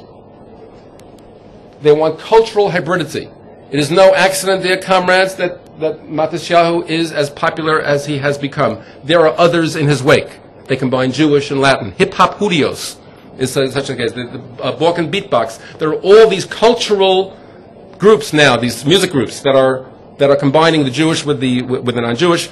And this is something that day schools probably can't do, although they want to do Jewish and non-Jewish space. They're more likely to go to anything Jewish in the knitting factory than in any JCC or synagogue, and expect to have higher standards and a better time at the knitting factory or Webster Hall or Southpaw or any of the places in downtown New York below 14th Street rather than on the Upper East Side or Upper West Side. Let me just make a comment about the change in attitudes towards non-Jews.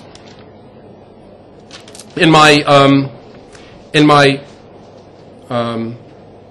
grandparents' generation, my grandparents pretty much only spoke Yiddish. They had very little contact with non-Jews.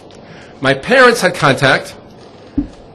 Their friends before 5 p.m. might have been non-Jewish. The serious friends after 5 p.m. were Jewish. And whenever we talked about Jewish things, they would whisper, "Did you hear what he did on Shabbos?" You know, it was like all of a sudden, if it was about money or Jewish, we went to a whisper.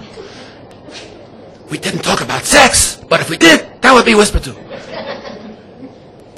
My generation, I'm sitting on a Amtrak train with Rabbi Stephen Shaw, some of you may know him. In between us is Charles Silverman, 1984, and we got 3 hours together, and Steve Shaw and I are having this great conversation about Jewish matters, talking over Charles Silverman so we could hear each other. We get off the train. Charles Silverman, author of A Certain People, how Jews have accommodated to America, and they're 20% of that, and 40% of that, and they run the banks and the politics and blah, blah, blah. He says, "I was so embarrassed. I know it's not my fault, but I felt very uncomfortable as sitting here with you two talking so loudly that everybody around you could hear about Jewish matters." Next generation, our Jewishness is ignited among non-Jews. We go to a salsa bar, and we see if it's not Jewish, we can make it Jewish. How do we make it Jewish? My 6 friends get out, we start dancing the hora. And all these Latin Americans, they join in with us, and they start dancing the hora too. They like showing off, displaying their Jewishness in non-Jewish context. This is a very different world from my grandmother, my parents, me, and now them. So what does this all mean for day schools? I promise you very little, and here it is.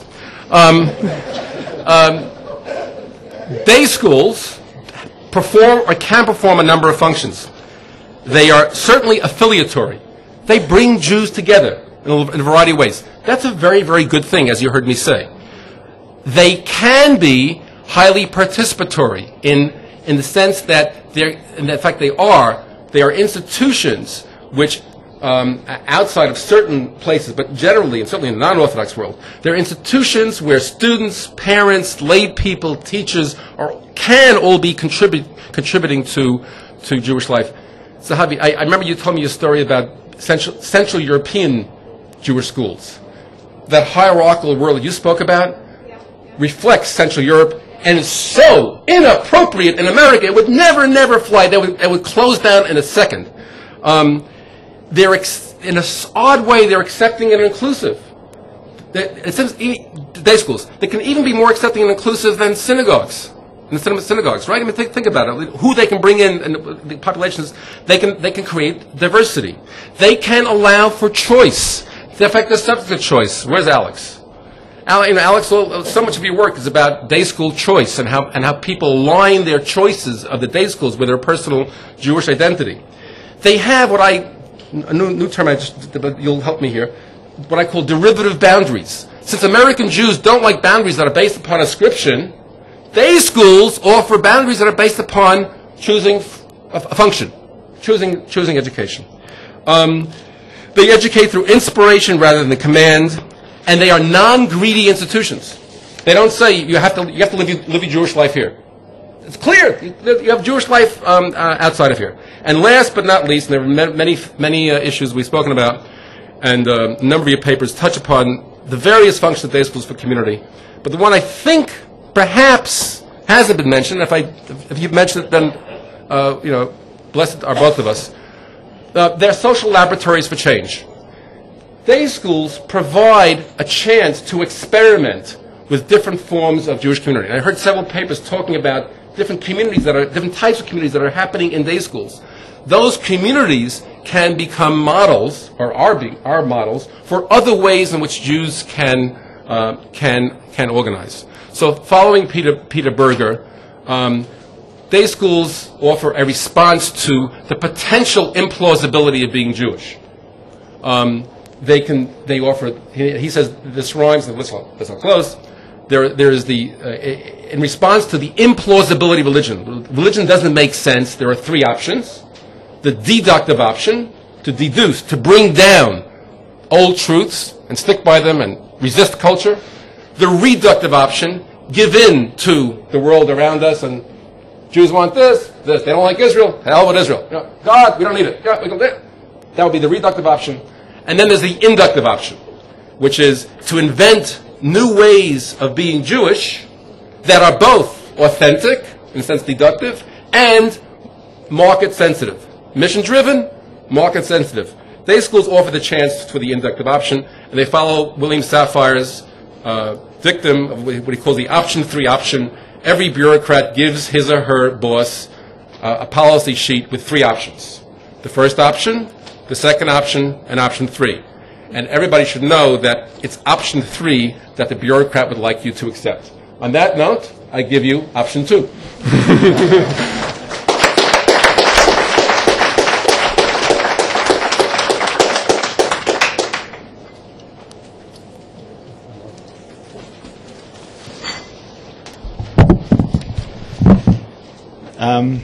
So thank you, Howie and Steve. And I suspect, for those of you who are planning on hearing Ami Buganim at this time, I apologize, I won't be able to do what de Tocqueville did for commenting on America. Perhaps the best I can do is do a Boswell. I hope, in any sense, that we can at least bring a European perspective to bear on what we think is happening in the US. So that's what I'm going to try and do. My dad, who's a professor of social science, who defines himself as an unreconstructed logical positivist, taught me at a very early age that the plural of anecdote is not data. So while Steve can base what he does on data, I can't. All I can do is bring you some... the appearance of data. All I can do is bring, I hope, a couple of insights from what I see going on. And it starts like this. Community in America, I'm not here yet talking about the Jews. It strikes me as both being present and being absent at one and the same time. It is just stunning to someone who comes from outside of that country to see the tremendous activity in a very vibrant third sector, civil society, whatever words you want to use to describe it, coupled at one and the same time with remarkable neglect. Remarkable neglect. They say that Jean-Paul Sartre was once sitting in a Paris cafe and revising the draft of Being and Nothingness. And he said to the waiter, I'd like a cup of coffee with no cream. And the waiter replies, I'm sorry, monsieur, but we're out of cream. How about having your coffee with no milk? It is unbelievable to any conception of Jewish life from wherever it comes across the spectrum to look at a society which has 40-something million people without healthcare coverage. It is unbelievable. I mean, inconceivable for a Brit, inconceivable for an Israeli half of his life, and totally inconceivable as a human being. Second example, this much more recent and much more, in some sense, is tragic. Hurricane Katrina. 9 months on, bunches of Jewish students go down in spring break to New Orleans to help with the rehabilitation effort, and there are still houses with bodies in them that have not yet been evacuated. Think hard about Jewish tradition and its commitments to healthcare, its commitments to burying the dead within a very period of time, and you look at this and say, scream out, shout from the rooftops. So when any comment about community in America has to somehow be seen in this wider context of what I would call, on the one hand, incredibly present, being, on the other hand, nothingness.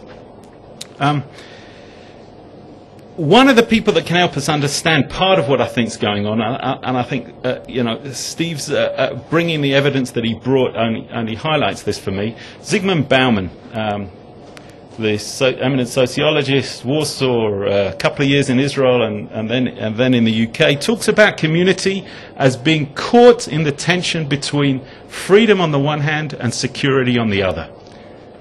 We all want and treasure freedom, particularly in America. Rugged individualism, the foundational narrative of America, the Statue of Liberty, and all that goes with that. The ultimate freedom, of course, is the freedom to be different, to not play by the rules. And there was plenty of evidence in what was presented. We've just heard to give us support for that in the younger Jewish community. But we all know too that what community can provide us, if it's smart, is security. Some sense of being able to look forward and not only look over your shoulder. There isn't a great deal of freedom as it so appears if you constantly have to look over your shoulder to watch your back. And the only way you will be able to do that is if you have some kind of agreement as to what the rules of the game are. Some solid bed upon which to lie your head at night. Therefore, for any kind of Jewish school effort, it seems to me, there have to be three kinds of claim of community that are there. And I don't think I'm particularly being new here. I'm just reflecting back on what I see and hear. Because community only means something, it seems to me, if not only will you do something for me when it's convenient for you, you will do it for me when it is inconvenient for you, and vice versa. Otherwise, it's very hard to actually grasp what is the kind of claim that would make human interaction and human empathy vibrant and be able to be played out. And in many senses, the wriggle that Steve's ably presenting to us, Steve and Arnie particularly presenting to us, over people wriggling over words like you ought to, you must, you should. I'm not too sure, I'm not convinced in my own sense, that you really can have senses, vibrant senses of community, without some orientation towards you ought, you should, you must. In whatever way that has to be redefined, and that's not presuming the kinds of community structures that could embed those kinds of commitments in this world that we have. But it strikes me that there's these three kinds of claim that any Jewish school is going to have to wrestle with, and trying to figure out a balance between these is a very difficult, demanding challenge. One kind of claim is the covenantal claim. We are part of an authoritative Jewish tradition, God commanded in some way, with norms and values and expectations and practices, that we have to figure out the way in which we're going to live by those rules. Second is the solidarity community claim. In a sense, we're part of a wider group of Jews, in whichever country it is, and I would hope worldwide too. And thirdly is the cosmopolitan community claim, that we're actually part of the universe, we're part of humanity in general. There is inevitably tension between all three of those. Those pieces do not fit together easily. Even if you've got a particular way of understanding the covenantal community, it still doesn't mean that the cosmopolitan community claim, which is by definition, it seems to me, undermining in some senses, not all senses, but in some senses, of the covenantal claim or the solidarity community claim, that those pieces do not fit together. What I'm urging is that for a Jewish school to stand a chance of meeting the challenges that Steve lays out for us, is that you need these three as inescapable horizons for the school in the community. In the 1950s, some bright person was already beginning to track this, and I can't remember the name of the person, and I can't remember the year, because I only thought about it as you were talking. Someone coined the phrase a community of limited liability. That it's clear from the demands of modernity and the Enlightenment and freedom and the Statue of Liberty, we will never be able to have, if it ever did exist, but let's assume for 1 second it did exist, the fully engaged community, fully committed community of the past. The best we can get to is a limited liability community where I can claim things on you and you can claim things on me, but of a limited kind. Have the boundaries of those limits changed? Well, the evidence seems to imply, yes, they have. Does that mean we can do community without some kind of limit? I'm not at all sure. What would be viable liability is part of what we have to address. And perhaps the last comment. Do we get the schools we deserve? You know that very famous sort of argument? All schools are is basically a reflection of the society we have, the Jewish community we have in this sense. Or, are schools ahead of the game, behind the game, reflective of the game? What's actually going on with that? And here I want to urge us, and I hope that the next book but one will not highlight the sovereign self, but will actively go out to change the way we talk about things and capture that bit of human beings' lives, which is the social self, not the sovereign self. To figure out and treasure and highlight and spotlight those places where we do interact with others, we do engage with others, we do treasure that empathy, that company of critics, the company of adults, all those things, in order to highlight those as being perhaps more treasured norms and values to help us move forward. So, schools we deserve. When I first became an educator, a madrich at age 16. So my mum proudly gave me a copy, inscribed, of the book by Neil Postman and Charles Weilengarten, Teaching as a Subversive Activity. So I read this is fantastic. This is the mandate to be totally countercultural. And if you're hearing what I'm saying, yes, I'm urging us to be totally countercultural to the prevailing trends that are being laid out here, but hopefully in a smart way. The danger is that, of course, you risk parental support.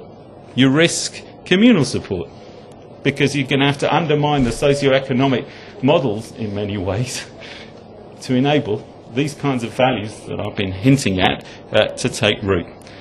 It took many more years before she had the courage, when she saw my enthusiasm, to give me the next book that they wrote called Teaching as a Conserving Activity, which of course makes the inverse kind of an argument for a reliable anchor, and that you know that you can predict that something will be there on the basis of what was.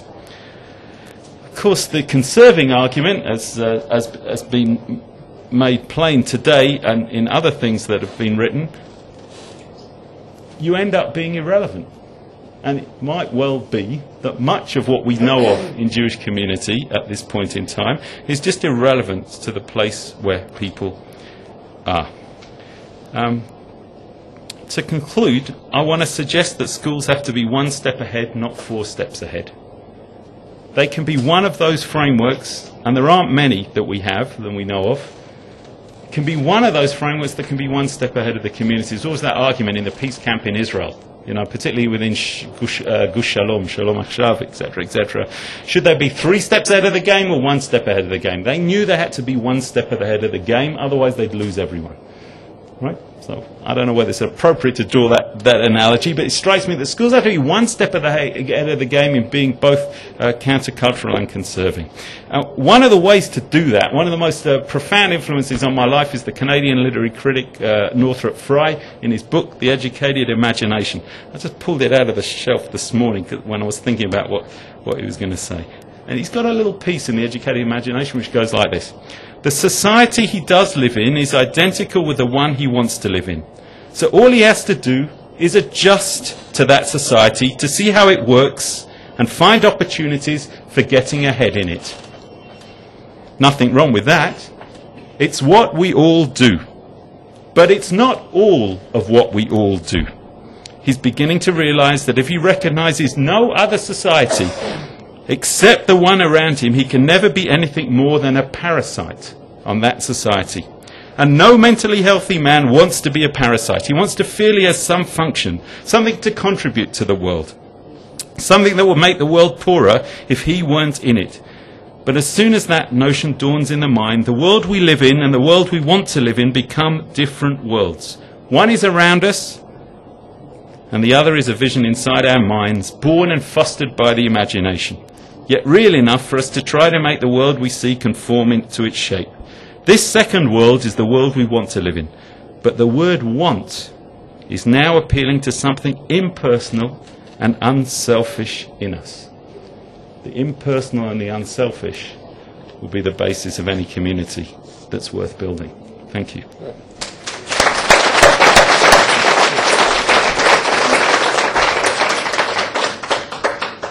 Thank you. I think we were treated to 2 very rich presentations, and we have about 8 or 9 minutes for questions, comments.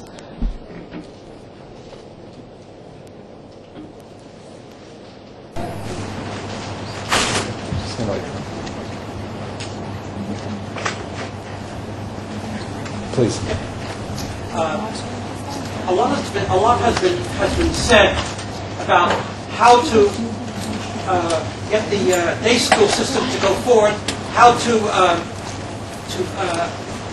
try to fight the problem of assimilation, which many people say, well, it's not so bad after all. As we heard, things are much better than it should be.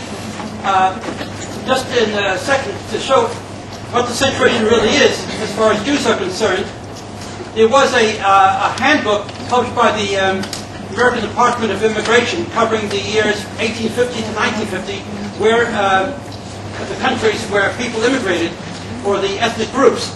And I concentrated on a few. Among them, the Irish.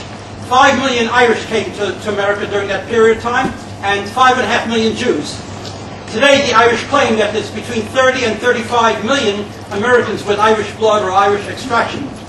And if the Jewish population was 5 million, or 5.5 million in 1939, today it hovers, including half-Jews or not halakhic Jews, also about 5 million, including the fact that since 1950, since that survey was completed, maybe close to 2 million Jews have entered the United States.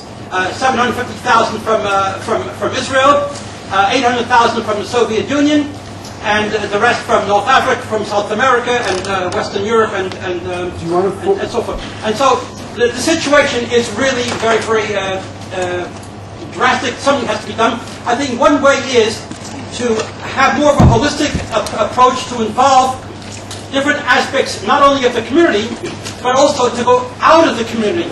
For instance, There are...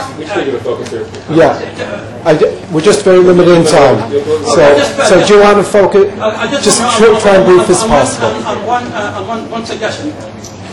Recently, the Ohio Department of Agriculture, in cooperation with Israel groups and American Jewish group, invited a group of Ohio farmers to visit Israel. They came back overly impressed. They had such fixed... Okay, but do you want to formulate a question? Okay. There are other people who'd like to speak. If there are groups, non-Jewish groups, that would be invited to schools, and if they would say how wonderful Judaism and how wonderful Israel is, I think it would really build up the self-confidence and self-esteem of Jews. I think it would be a very, very helpful thing. Okay, I have a quick response. First of all, your numbers about the Irish Americans are wrong. The Irish are the third largest ethnic group in America that arrived here throughout the 19th century. Secondly, there is not a major problem with Jewish pride that they need to have their pride validated by American society. That is thinking that probably applied through the 50s and 60s, but there is not a significant element in the Jewish population that feels the need for validation.